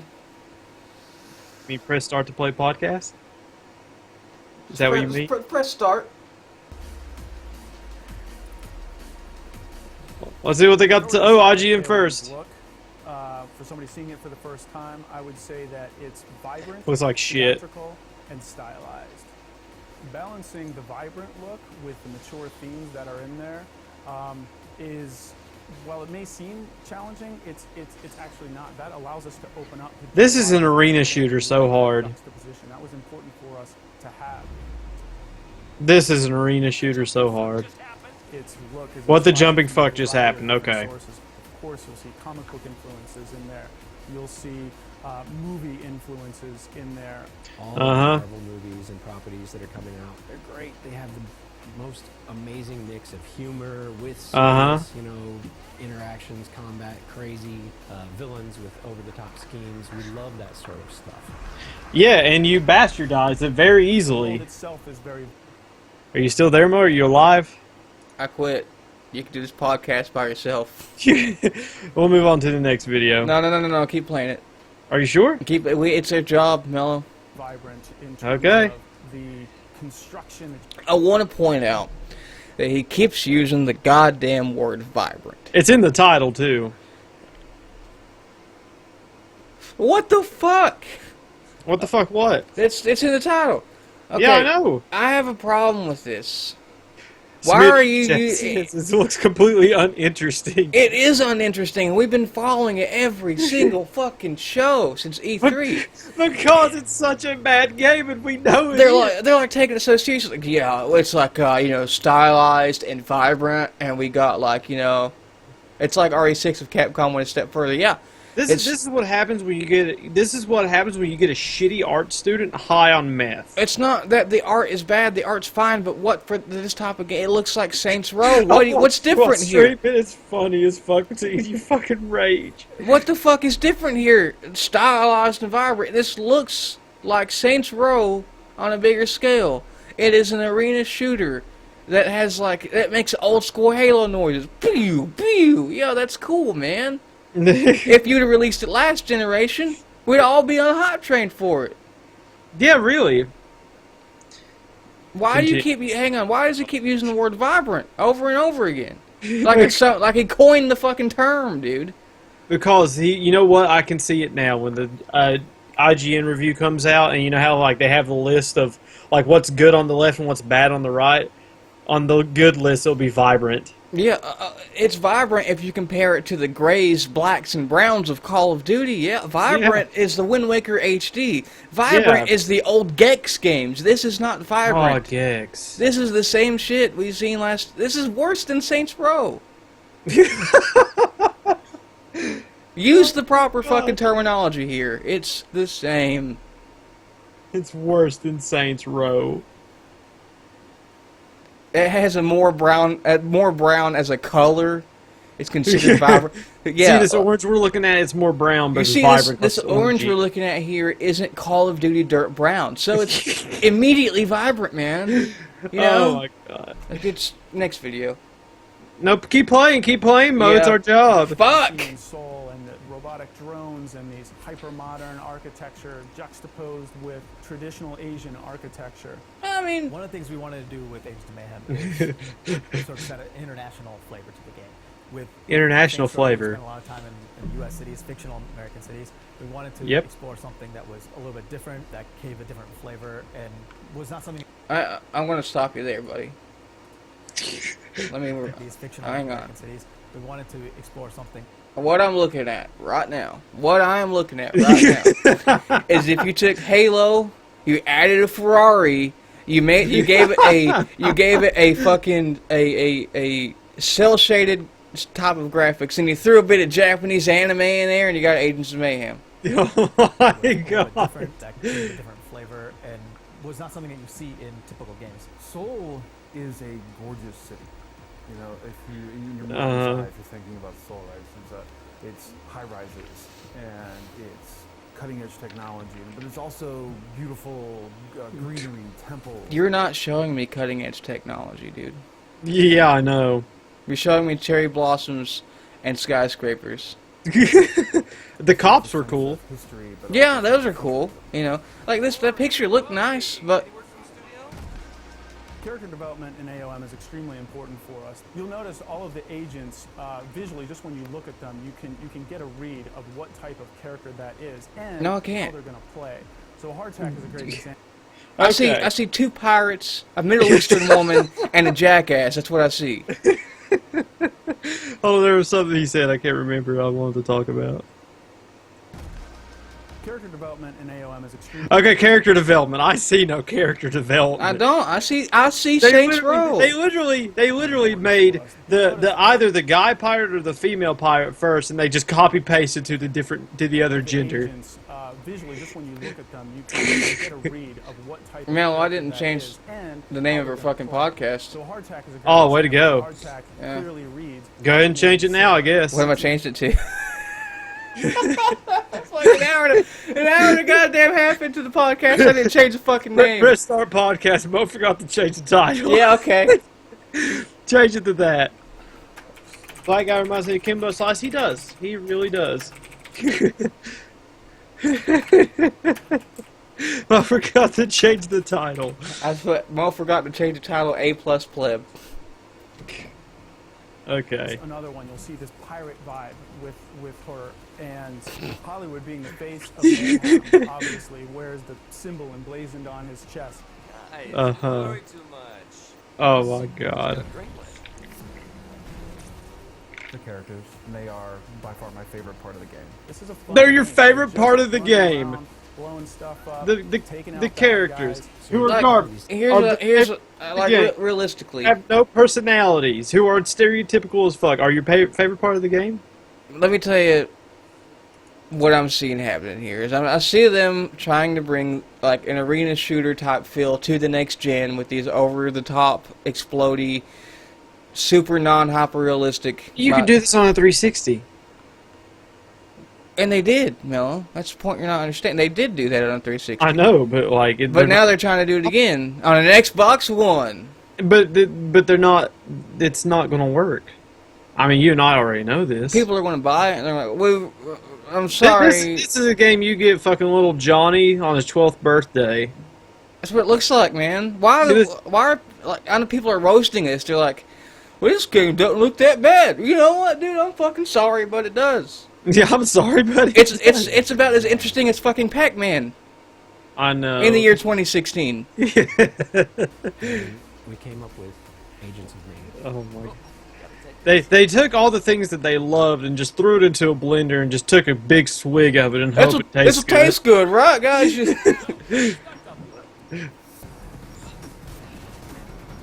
That part's funny. The stunt double's funny, but that's only for the trailer. You don't get to use him in the game. No, that would be an awesome special ability for the jackass.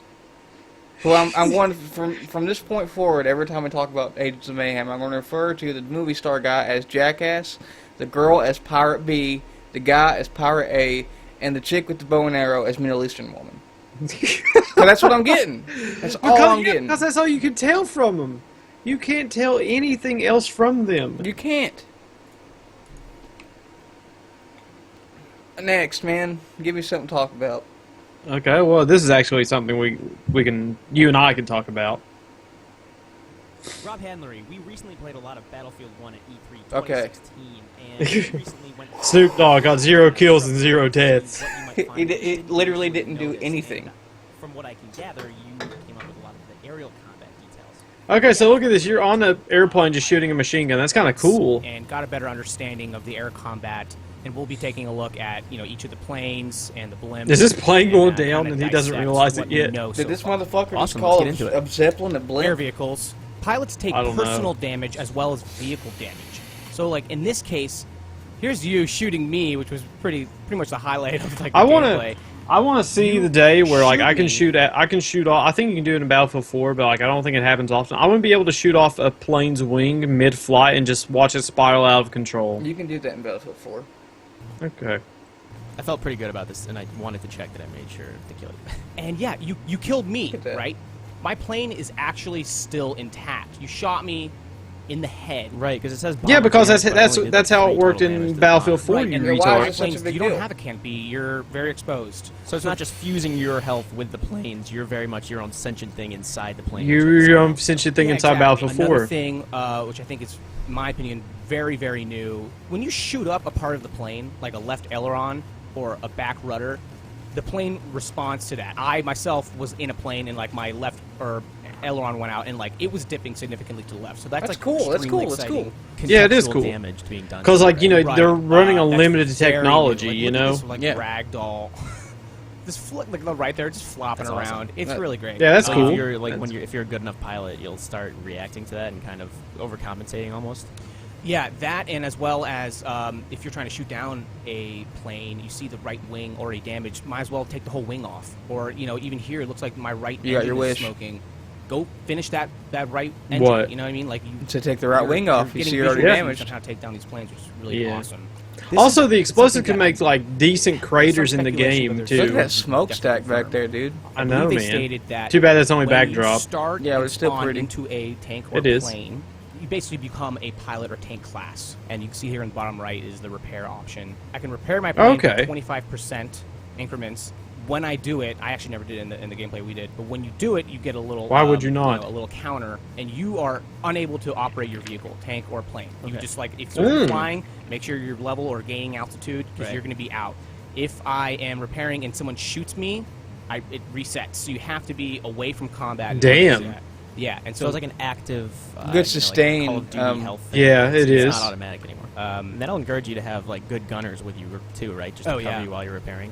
yeah, totally. Well, I mean, could the Speaking of gunners repair? I think another takeaway. I think is, only the you know, pilot can this repair, happened but to the me, and I gunners was can telling you, protect the like, I plane was while they're approaching repairing a it. bomber Yeah. once, and the back gunner of the bomber ripped me to shreds. Yeah. So this is probably the biggest change to the air combat, in my opinion, is that different planes are now, of the three, different planes have different roles. I really like that and different respawn. approaches in your quest to What? basically. Whenever he eliminate them. died, If it there's just a back zoomed straight up turret out of the map that's and firing gave him you, a point to you spawn. are not Yeah. on a 6. Yeah. You're doing many different things.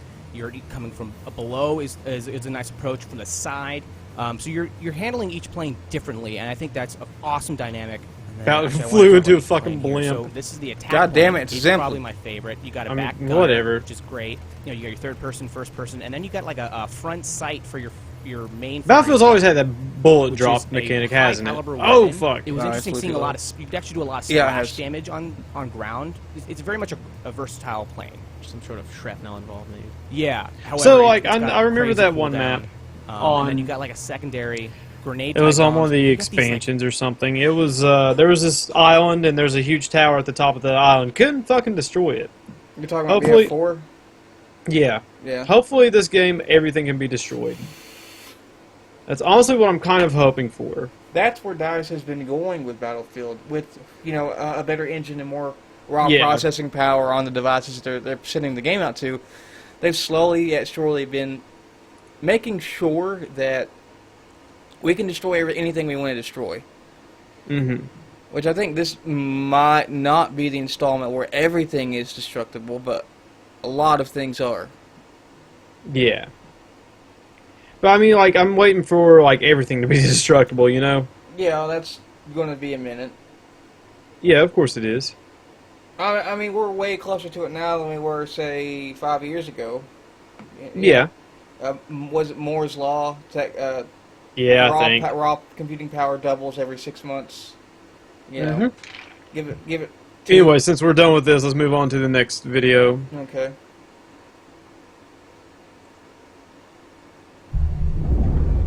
I am Andrew. So this is the trailer for And I'm here to Bioshock's ask you a collection, question. I believe. Is a man not entitled to the sweat of his brow? Andrew Ryan. It's an angel. Symmetry. So I wonder if this comes with Bioshock 2's multiplayer. Because this multiplayer was unique, it just like it didn't have the community behind it to live. Right. I enjoyed it. I really did enjoy the multiplayer. When Rapture speaks of you, it says only this. Your Oh god, this might only have the first two Bioshocks. That's not good. Never mind. Prophet. Bring us the gum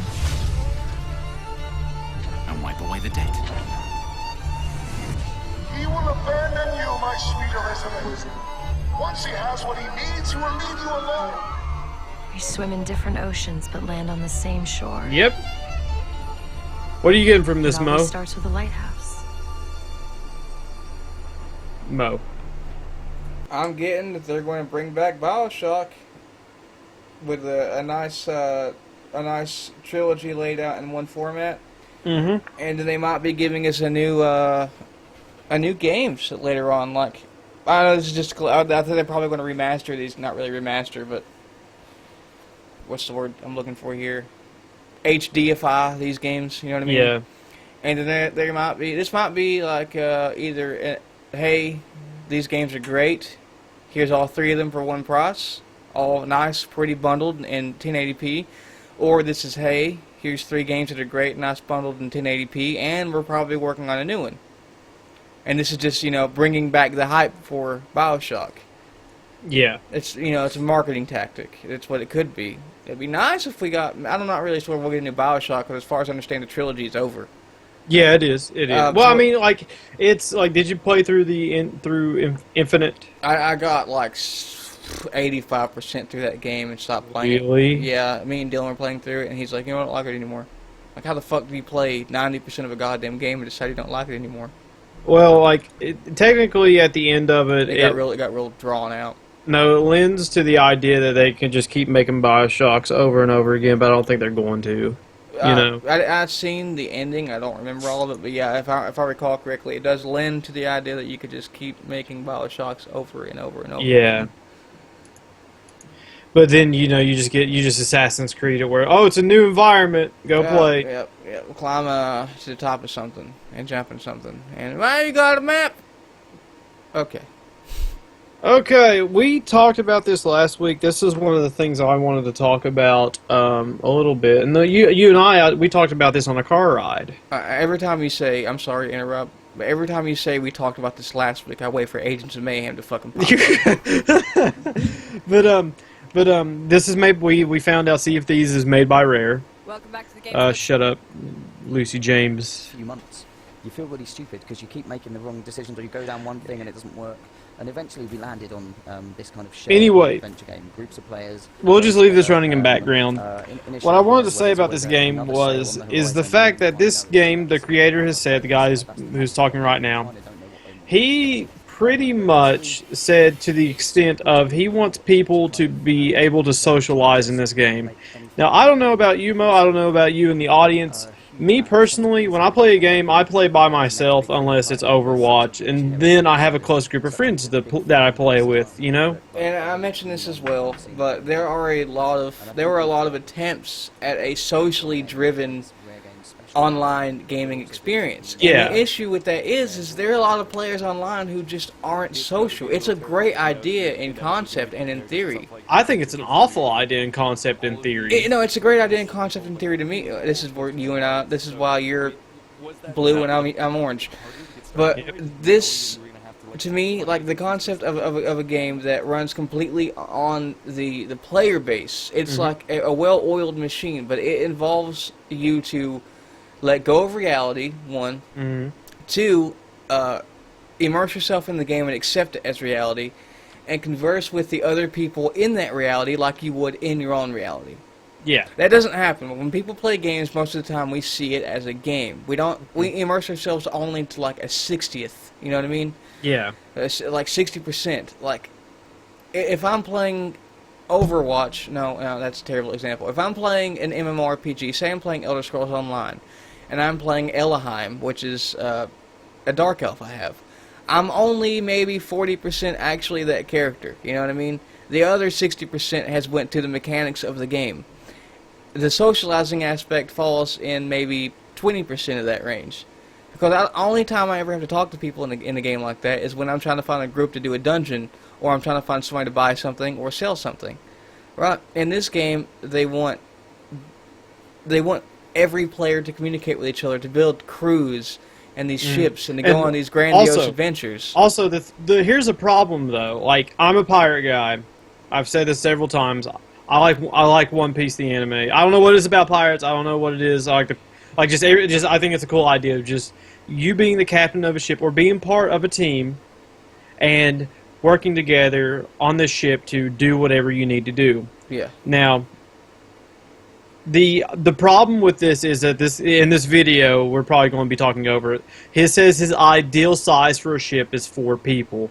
Because he says after that point, communication kind of breaks down and yada yada yada. That's why for this game, I really want to play it, but goddammit, I think we're past this point in games where we don't need online multiplayer for fucking everything. You want this to be a system in which you could have yourself and 3 computers to run. No, not 3 computers. Fucking 12 or 24 of them.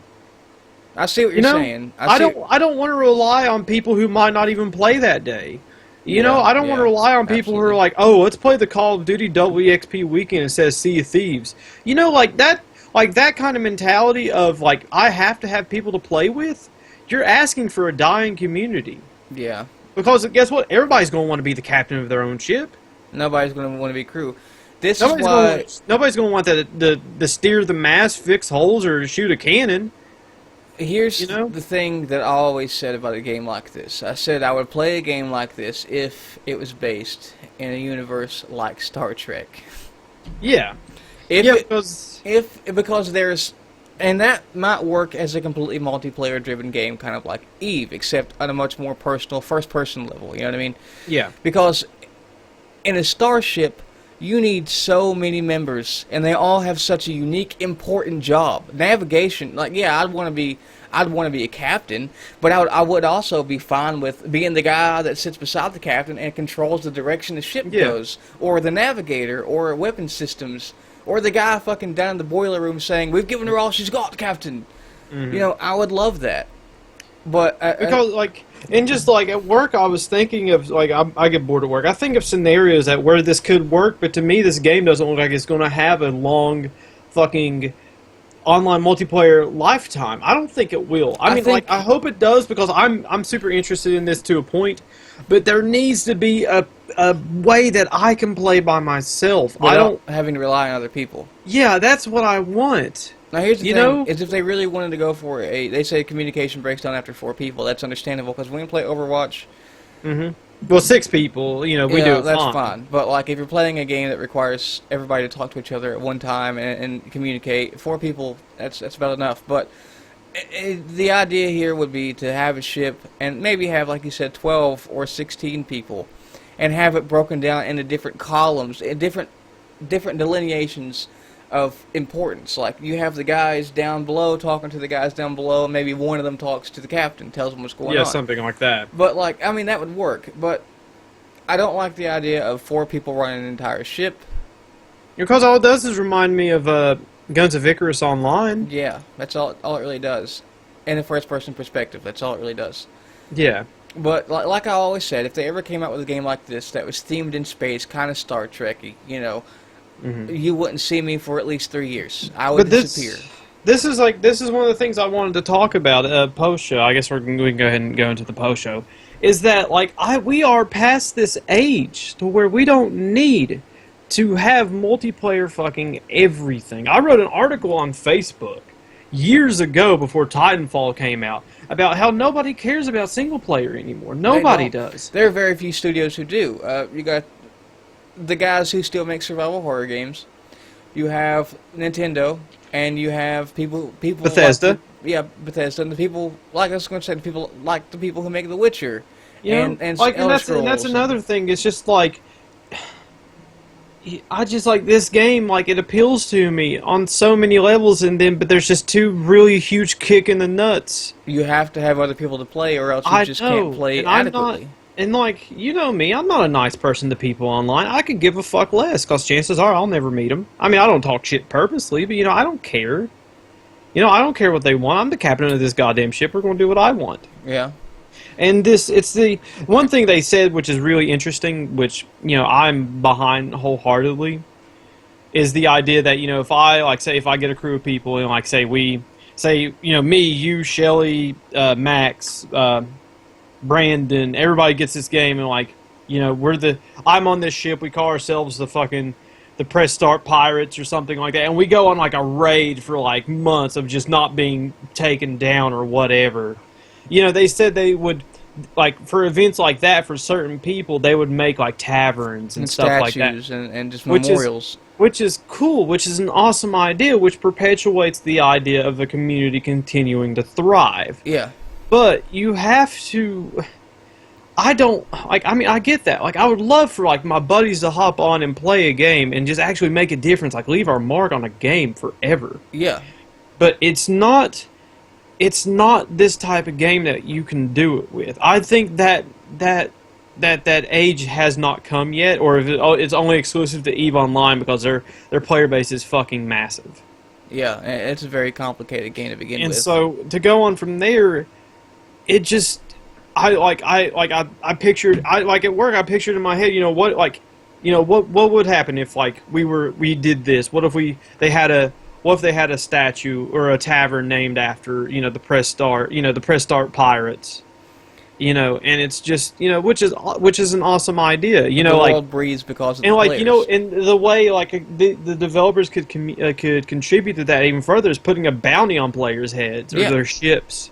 But to me, I don't think they'll do that. I don't think they will. I don't think or as much as they should. I don't think they'll necessarily give a shit about the community, about what they do, unless it's something remarkable, or unless it's say if it's me, you, and fucking Smitty. Say it's me, you, and Smitty. All three of us have our own ships. We're the Press Star Pirates, and we have a secret cove for wherever we keep our gold and shit. And, there's a bounty for whoever finds it and reports it to an in-game official. And we also have to account for how big is this fucking world. Yeah, that's the one thing they haven't really talked about a whole lot, was the scope of the world. Unless it's in this video, and I've skimmed through this video, and I can't sit down and watch it because I get disappointed, because it's I know I talk about there's a lot of games with a lot of potential that squander it.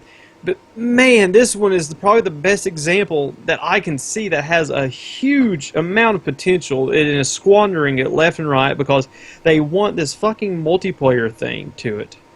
That's their biggest problem, and it's holding them back. The thing about that is it's because not to interrupt, but let's say the multiplayer aspect existed, but not to what they want. What if I have a crew of 20 people? Crew of 20 AI on my ship. You got crew of 20. Smitty has a crew of 20 on his. Okay, all three of us converge all our treasure on one island. Okay, that would be something cool as well. That's the way you can get people to have an art. You could, instead of guilds, you have armadas, you have fleets. You have that, and that's a really cool idea. I understand that you don't like the execution because there's no single player aspect to it, and you have to be relying on other players in order to make it ahead of the game. I fucking hate that because we play Overwatch. We do this, we do that. We know how incompetent people are. Yeah, people are pretty fucking incompetent.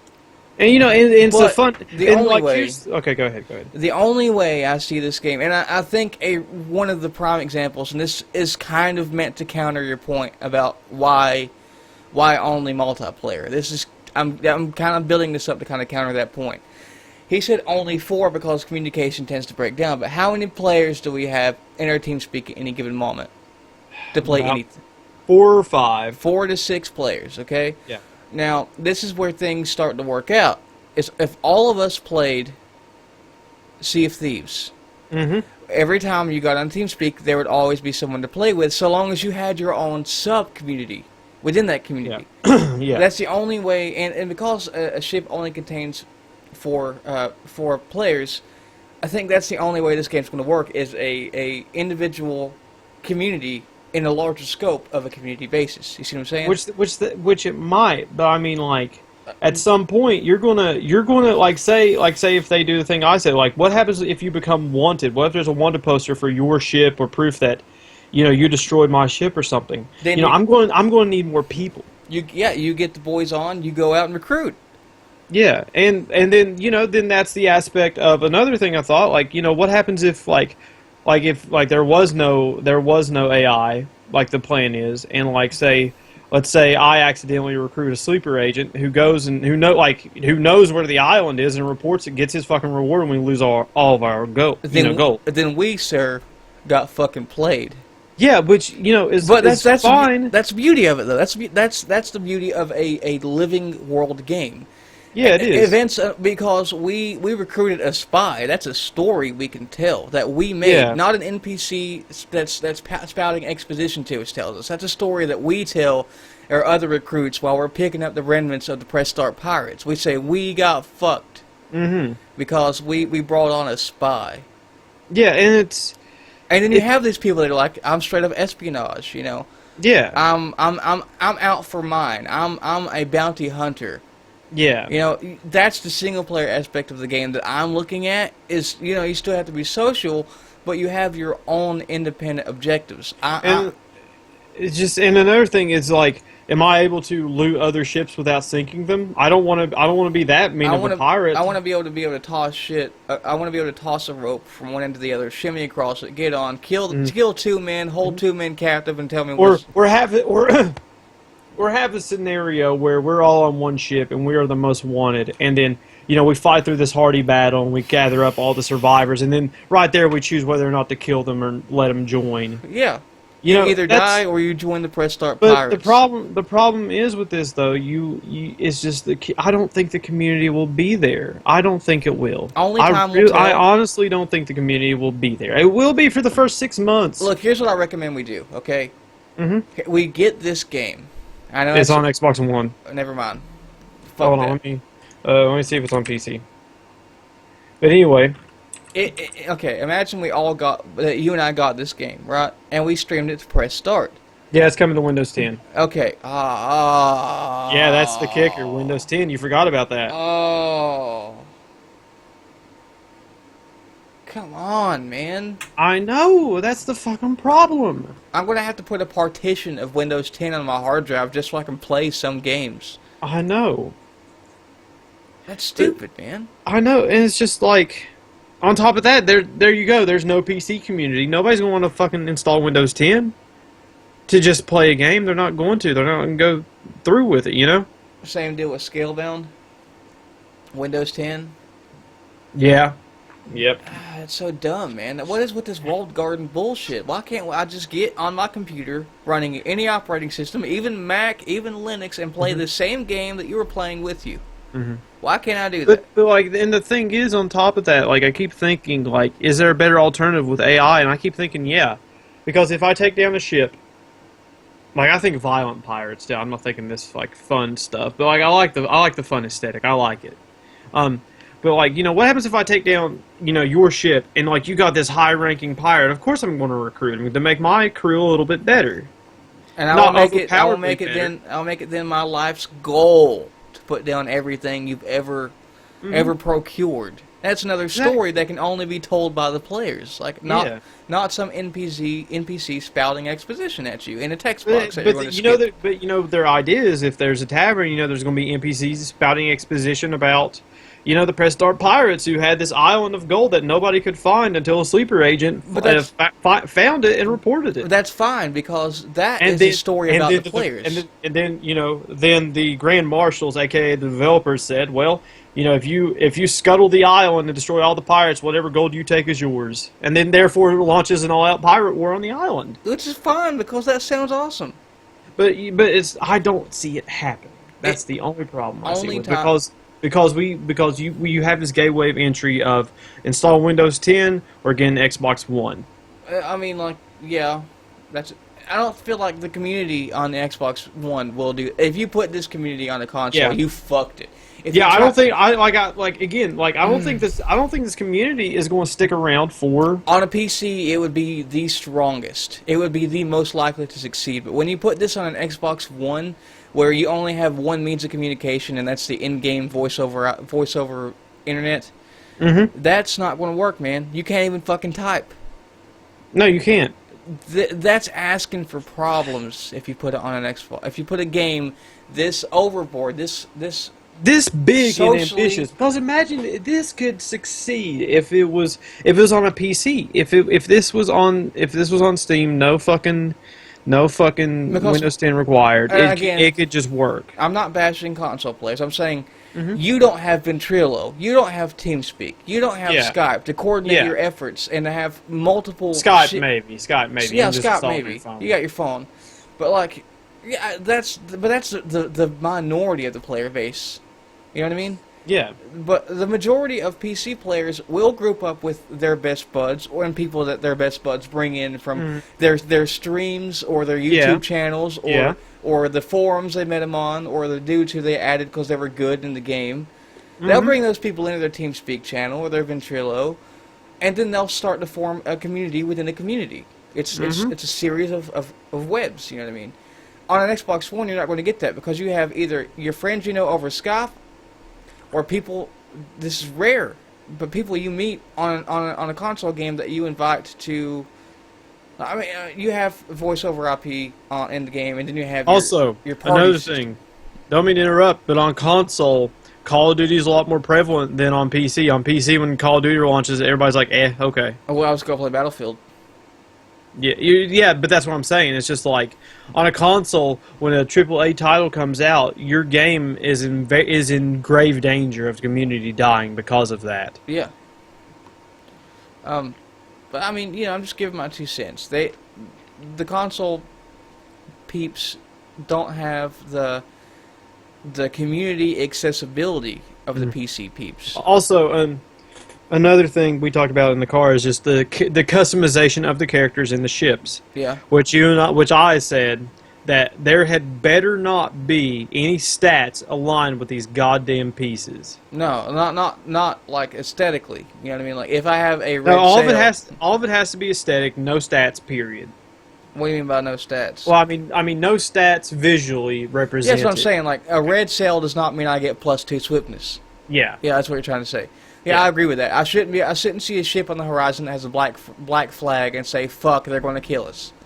Yeah. I should say there's a ship over there with a black flag. Not they automatically have a +10 in defense.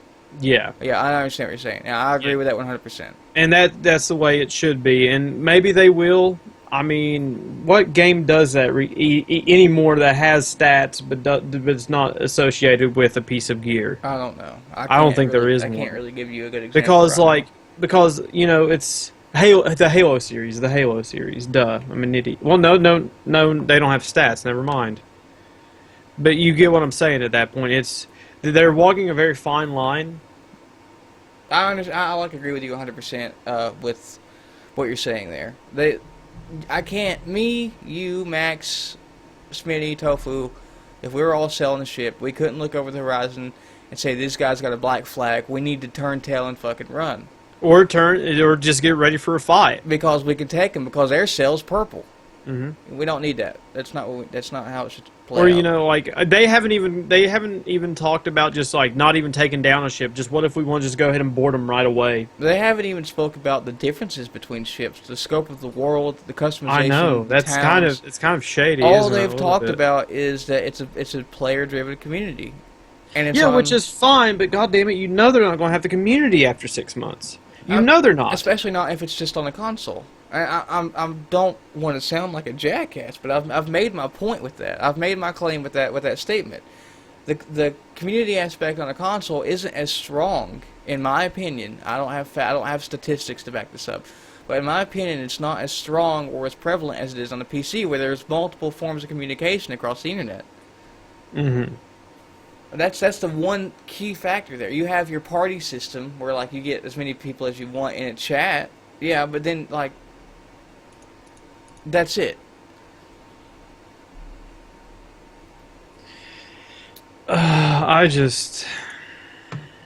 don't know. I just like, as I said, I'm a pirate guy and I want this to really work, and I don't think it is, which is a shame. Assassin's Creed 4 got it right for the most, for what they did. Yeah. With the pirate aspect. I didn't play it, so I'm just going to say yeah. But if this were an MMO with a procedurally generated world, that not procedurally generated, but if it was fucking huge and had its limits, it would probably be pretty good. Yeah. But I'd say a lot of the game is going to be just based on the ship, which is not a good thing. Like they should base it. Their main focuses should be ships and customization and the scope of the world. And what you can do in that world. And exploration, just to lay us out a treasure map or something. I'm talking about the scope of the world. The world all the pirate stereotypes you can fit in there, Yeah, it was lacking in ship variants, Max. It was just like... What are we talking about? I think Assassin's Creed 4, maybe. Oh, yeah, probably. But it's just... I don't know, it's just one of those things... Like, I really want to play it, but, like... It's just one of those things, like... I hope it doesn't fail. I hope there's a community there. But at the same time... And I hope it thrives, because it's a really good idea. But them saying that, they're going to make a tavern if after a name of a pirate who did this or did that. Like, what's the point of entry there before they say, hey, this is worthy of putting in the game? Yeah. This isn't going to be like Eve, where there's a huge battle that costs $30,000 real world dollars. that people will talk about and get an actual monument. This will be something on a smaller scale to that, because guess what? There's a fucking barrier to entry. There's a barrier to entry on whether what you did was worthy enough to merit being a, we'll say, statue. By statue I mean any type of monument, an island being named after you, a tavern, a city street, anything. But do we have anything else for post show other than Sea of Thieves? We were going to talk about Zenyatta. Oh, okay, yeah, Zenyatta. For all the peeps in the chat that play with us in Overwatch, that's actually everybody I'm looking at in chat. That's Max and Smitty.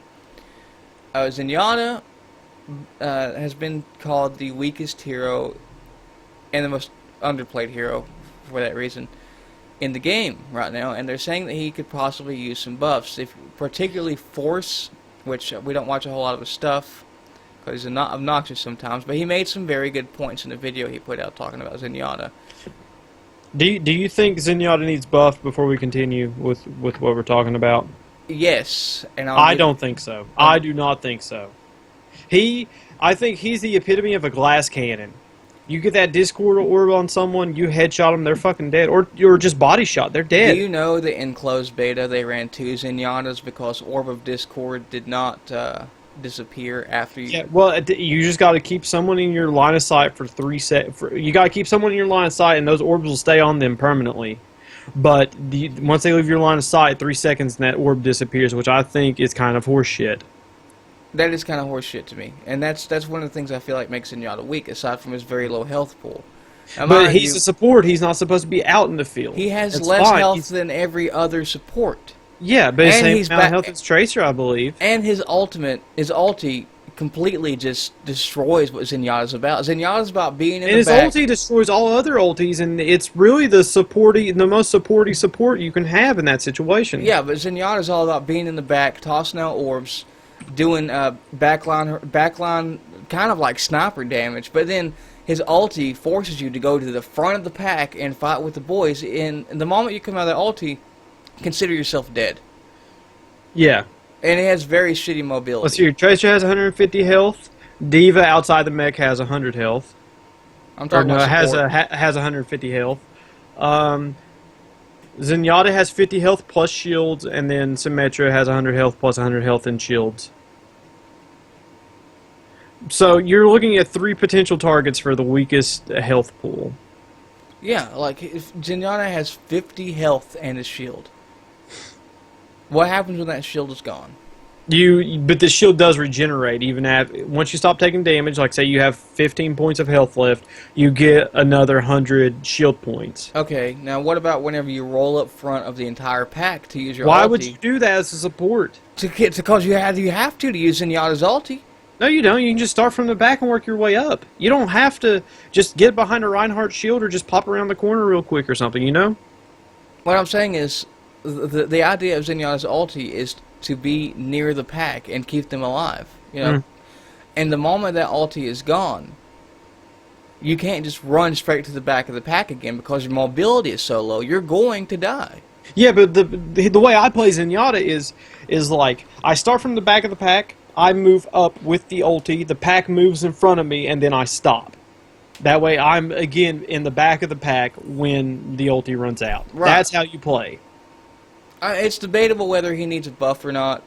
I say we give him just a smidgen more health, and maybe... No. Okay. Alright. Alright. I think he's fine because he can do so much damage with that Discord orb. And not only that, after you, let's say you throw the Discord orb and die immediately, that player has 3 seconds of, oh shit, I'm going to die, you know, attached to him. You know, and that's more than enough. That Discord orb does so much damage. Like, you get that on a Roadhog, he's as useless as a...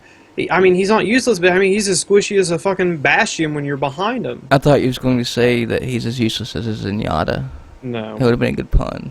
No. But you get what I'm saying? It's just like, that's the balance right there. His Harmony and Discord Orb. His Harmony Orb, the healing, like, it's not that good, but that Discord Orb is where he shines. When you get those players who play Zenyatta, Discord, headshot, boom, dead instantly. There was somebody who mentioned maybe a new mechanic for Zenyatta, which made sense. They call it balance. Yeah, where he has both orbs out at the same time. Yeah, yeah. I don't remember exactly what happened when you had both orbs out, but it was something worthwhile. Mm-hmm.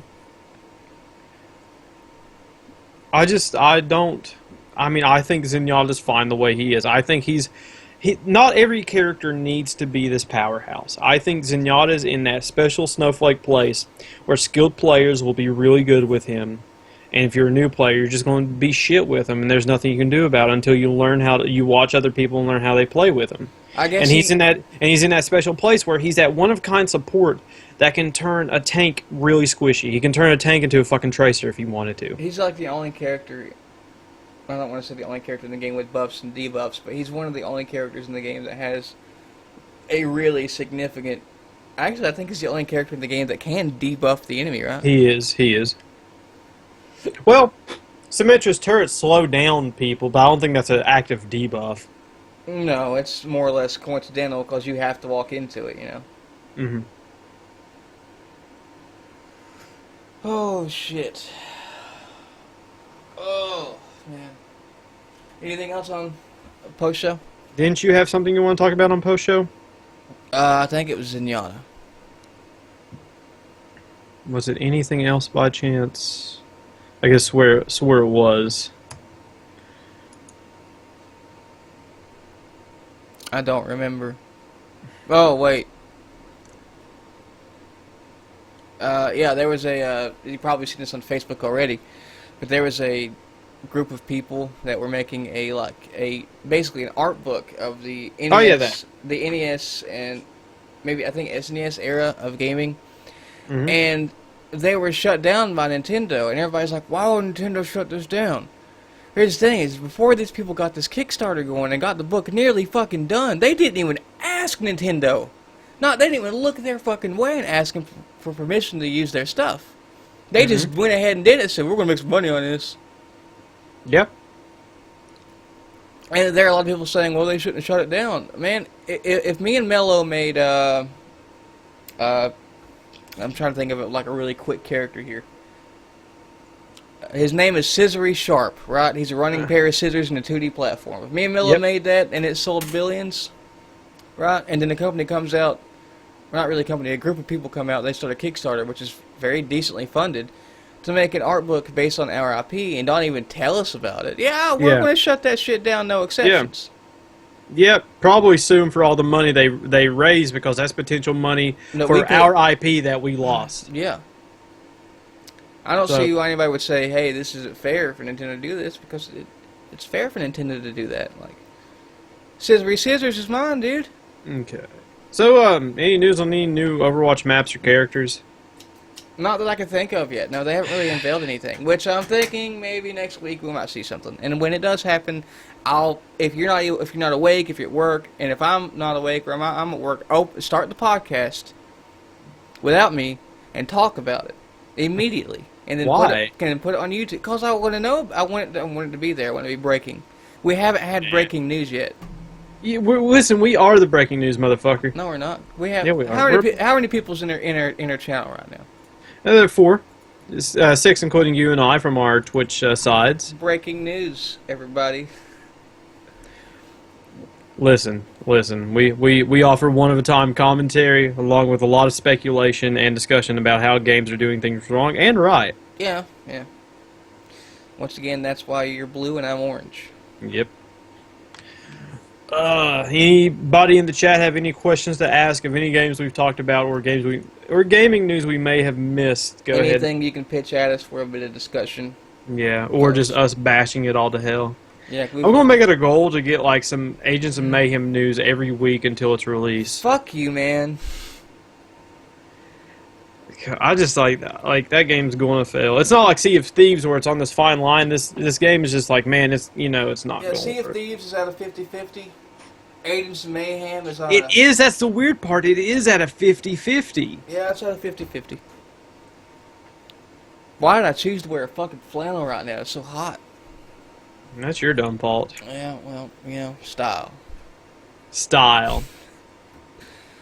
I don't really I don't really have anything else to say. Okay, so actually, since we were talking about Zenyatta buffs, do you think there's any other characters that need buffed or nerfed? No, I think every single character is balanced. Okay, I thought the same. I don't. Except for Zenyatta, of course, on your part, you think he needs a little bit. Maybe a little bit of health, or maybe I don't think maybe so. more shield. But that's just me. But I don't think so. All the other characters in Overwatch, I find, are like. I've never had a complaint in Overwatch like I have in other games. They're all astoundingly fucking fine. Yeah. Which is unique in a game, I guess. Because balance isn't usually a thing. Everybody's always bit. There's patches every week. You think Roadhog needs his health nerfed max? Let's see. You guys probably already discussed this before. But what do you guys like? The Xbox Scorpio rumors. Six teraflops. And supposedly being as powerful. One, that last statement, powerful as gaming PC is not going to happen. Because never going to happen. You forget they said that about the Xbox One and the PS4. And you also got to remember, the second they announced that, there was probably a more powerful PC already being built. And Max, the Scorpio. Oh, that's good. You might. Well, at least you can rewatch it. And Max, don't nerf Roadhog unless you want me pretty upset. Not his health. His cooldown on his health regen, I will admit, it's a little low.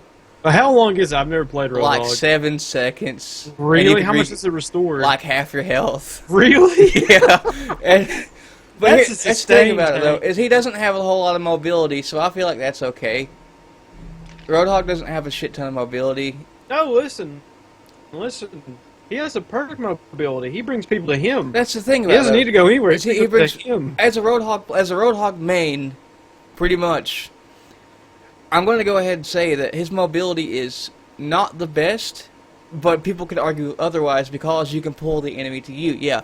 The thing about it is sometimes, unless you make, the proper decision, which in the heat of a battle, when you got your homies backing you up, you won't make the right decision, and you'll pull the diva up front, hoping everybody focus the diva. And they're like, well, you know what, Roadhog's got this, we're just going to flank around. You're fucked. Yeah. You're fucked, Yeah. dude. Also, I just looked at that.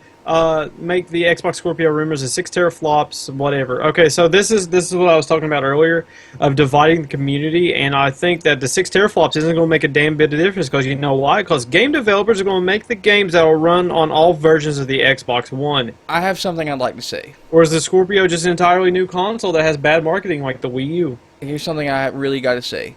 What? What does it mean to be as powerful as a gaming PC? I have an answer. It's to be as powerful as a gaming PC means that you have to have interchangeable parts. Okay, that's exactly it. What it means to be as powerful as a gaming PC is to be adaptable. Is to have the ability to change when you need to upgrade when you need to. As powerful as a gaming PC on a console like this, that's not modular, means that it's as powerful as the current hardware, which it's clearly not. It's not going to be as powerful. It's not going to have a 1070 or a 1080 in it. It's not. So, whatever hardware they're going to have in it on launch, the moment you grab the Scorpio, hook it up with your nice 4K display, it's obsolete. Yeah. It's obsolete. What it means to be as powerful as the gaming PC means, what it really means is that you can adapt and overcome. You can change what needs to be changed. A console cannot be as powerful as a gaming PC because in order to do that, you'd have to release a new one every 6 months. Yep. And that's not going to happen. It's happening. They're releasing a new one every 2 years now, which is, I guarantee you, I'm calling it right now, it's going to keep happening over and over and over and over again. How long was it before the Xbox Elite came out? 5 years? 6 years? What do you mean Elite? The Xbox 360 Elite. Oh, I don't remember. I thought the arcade, the core arcade and Elite were always a thing. But I'm getting ahead of myself. What I'm saying is, God damn it, I lost it. It was such a marvelous point. Something about them releasing new console every 2 years. I'm calling it. They will release a console every year to 2 years, or maybe 3, as opposed to like the 5 or 6 that it usually takes, because of how quickly the gaming PC is going to be moving. They're going to try to. Their goal has always been, maybe secretly, to compete with that. To say, hey, we have as much powerful as the most powerful device on the market, but they're not going to, because we are ever evolving. Yeah, we are. We are. And they are staying in one round. They're saying, and guess what? In another 6 months, on fucking July 1st, 2017. Guess what? We're going to have more powerful hardware than the Scorpion again. Right now, I'm guaranteeing. Scorpio. Right now, we can build a computer right now out of consumer parts. Okay, so 5 years. That's more powerful than the Scorpio is going to be. Mm-hmm. For God's sakes. Just whenever they showed us Xbox One gameplay, it was still just a fucking computer shoved in a cabinet. It was. They said that this generation was going to be as close to PC architecture as it could get, but it wasn't. No. It was in-house designed GPUs until they outsource and say, NVIDIA, make the GPU for the Xbox One specifically. It's not going to happen. And even then, because that's a huge money loss. And even then, when it does happen. The moment they solder the fucking chips together and ship it on its way, it's obsolete. They need to understand. Yeah, it is. There is no such a thing as a console. It's not obsolete. It's just outdated. Yeah.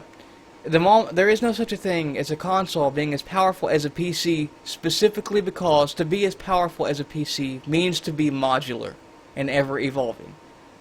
They don't have that. They're not. They can make all the claims they want. They're not as powerful as a PC. And rent.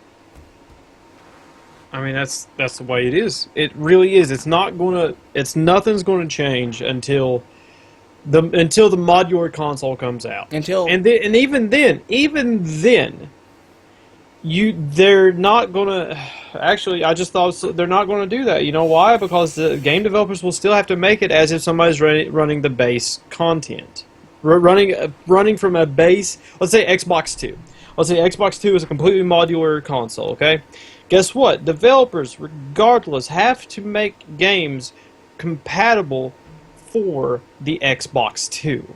So no matter how much you upgrade that son of a bitch, it's not going to matter. Because guess what? You could run it on base hardware. Why? Because you don't want to split the community. Unless you say, well, here in 2 years there will be an upgrade kit that will all games from then on will be required. That upgrade kit will be required in order to play the games after in year 3 of Xbox 2.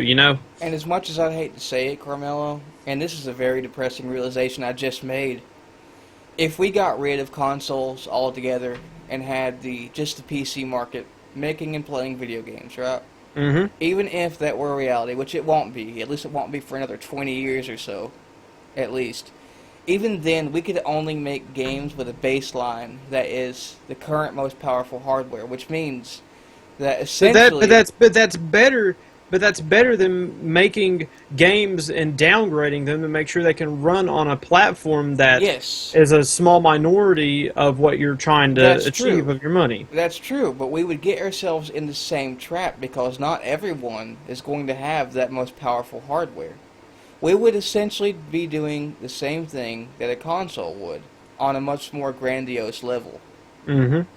So, maybe it's good. Maybe it's a good thing that we have this split between consoles and between the consoles themselves and the PC, because that is honestly without the PC doing what it does, the consoles doing what they do, we wouldn't have the advancement that we have. We wouldn't have the race. There would be no consoles wouldn't have mods right now if PC gaming wasn't a thing. Yeah, we couldn't enrich. It takes both of these experiences to enrich both of these experiences. Yeah. So, I don't want a unified... I mean, I could go... you like your PS4. I would like a PS4, and I'm a PC guy because it's got some cool exclusives. Kingdom Hearts 3. I have one. Kingdom Hearts 3. I'm still into PS4, and Kingdom Hearts 3 comes up. Until Dawn, Kingdom Hearts 2.5, the Uncharted Collection, Uncharted 4, which I just beat. But in order to drive a console on a console basis, I mean, it's healthy competition.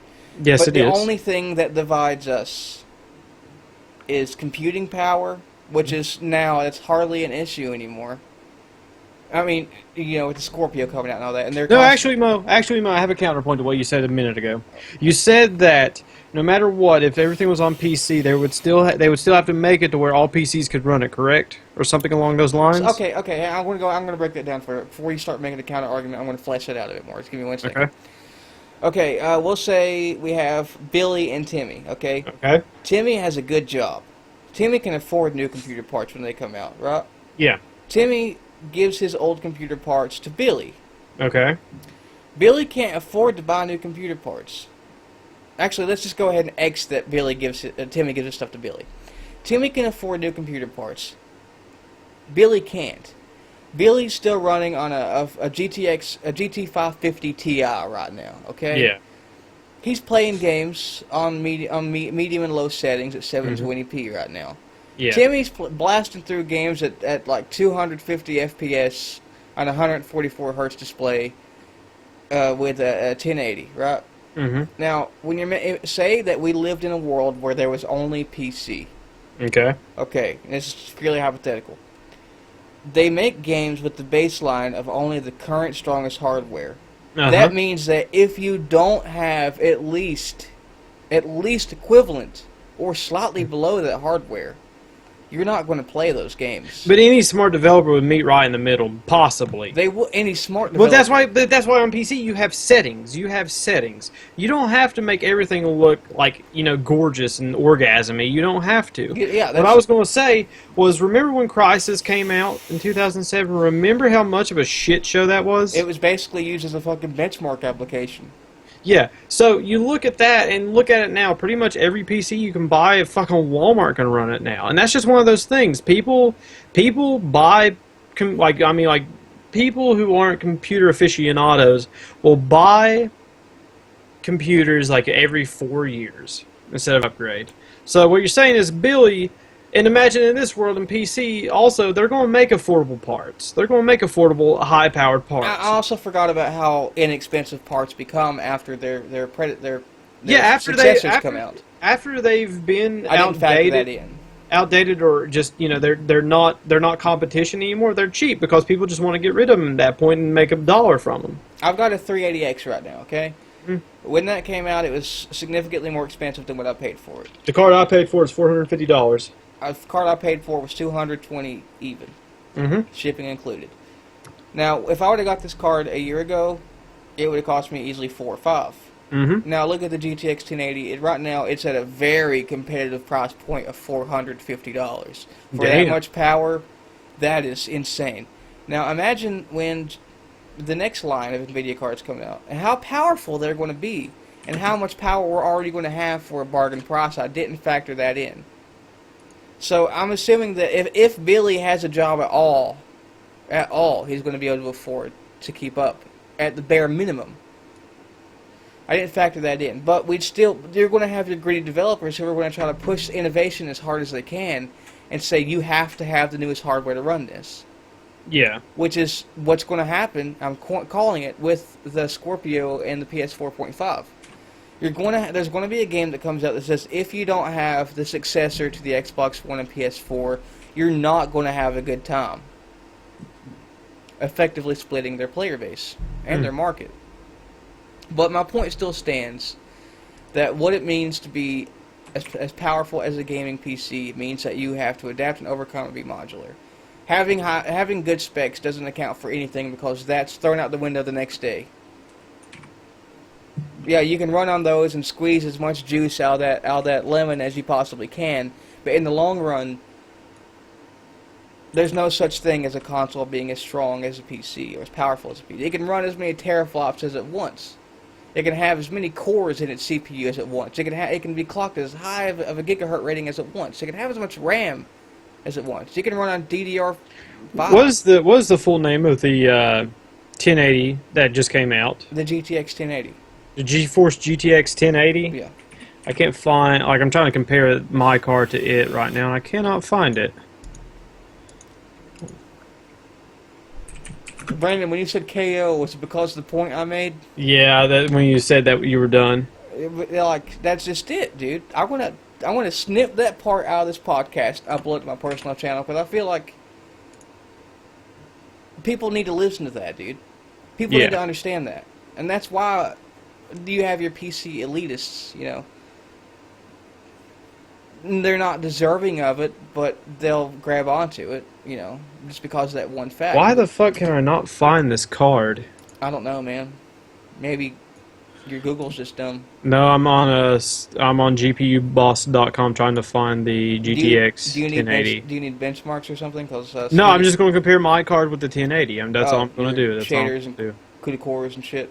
Yeah, and apparently this website doesn't have it listed for some reason. That's not good. For some reason, in my chat on this monitor, Smitty's chat color is red, but in this one it's purple. I think it changes just based on whatever. They're all sold out, and they have been for a while. And I'd say they are, because that's a very competitive price point, you know? Yeah. Also, the Twitch viewer count only updates every 30 seconds to a minute. I didn't know that till yesterday. Oh, really? Yep. Yeah, let me find this, because I really want to compare my card to the... Okay. I got a Radeon R9 390X. I have the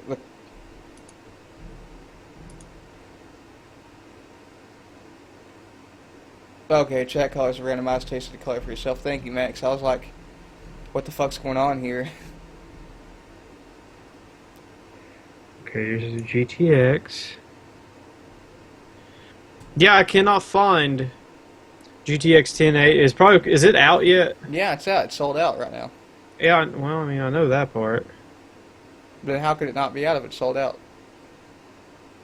I know, but like I cannot find it on any of these fucking websites.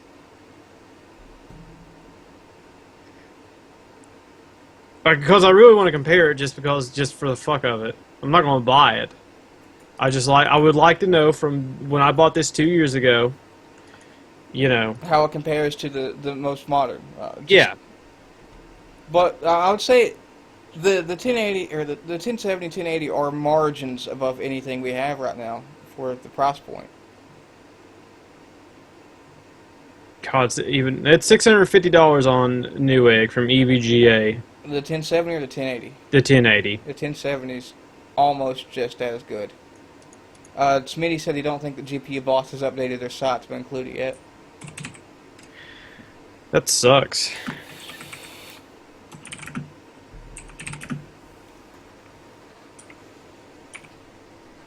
Yeah, they don't. They haven't updated it yet, I guess. They're probably waiting on not even 1070. They're probably waiting on benchmarks and tests. So I'll compare mine to the fucking GTX Titan just for the fuck of it. Which is, you know, a good card, but that's previous card. And like it costs, yeah, I know. On launch, it costs more than the 1070 and 1080, and the 1070 and 1080 is more powerful. This is precisely what I'm talking about. Yeah.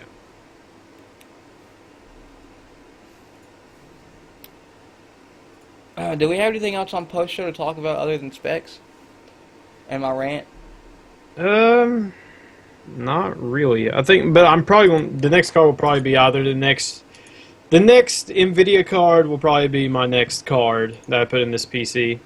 Why not get a 1070 or 1080? I'm gonna wait till the next one. Well, it makes sense. It's your drugs. But yeah, I mean, our points have been made. I'm good. just like the thing that's been in my mind for the last week is just Sea of Thieves, and I just think it has so much potential, and on the platform it's going to it's just that gateway. It's that, and I think Rare knows that the gateway to entry is going to kill them in the end. And if they surpass that margin by any means, they will succeed. If they fail that margin in the beginning, they will fail. Or they could ramp it up over time. But it's Rare, and Rare is kind of a good company. They are a good company. They've had, I think, a lot of their bad games is because they're like Microsoft made them make those games. Yeah. Personally, I liked Banjo-Kazooie Nuts and Bolts, but like I said in the previous show, I like arcade racers. Did you play the original Banjo-Kazooie and Banjo-Tooie? Yes, I did, but as a kid, and it wasn't. I tried to beat them. It's just like, oh, it's a game. I'm going to play it. Right. Okay. So that's what that experience was. So yeah, I think we've hit our wall for tonight's podcast.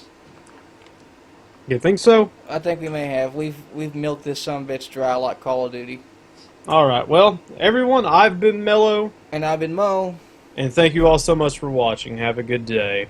Next time we talk shit about Agents of Mayhem.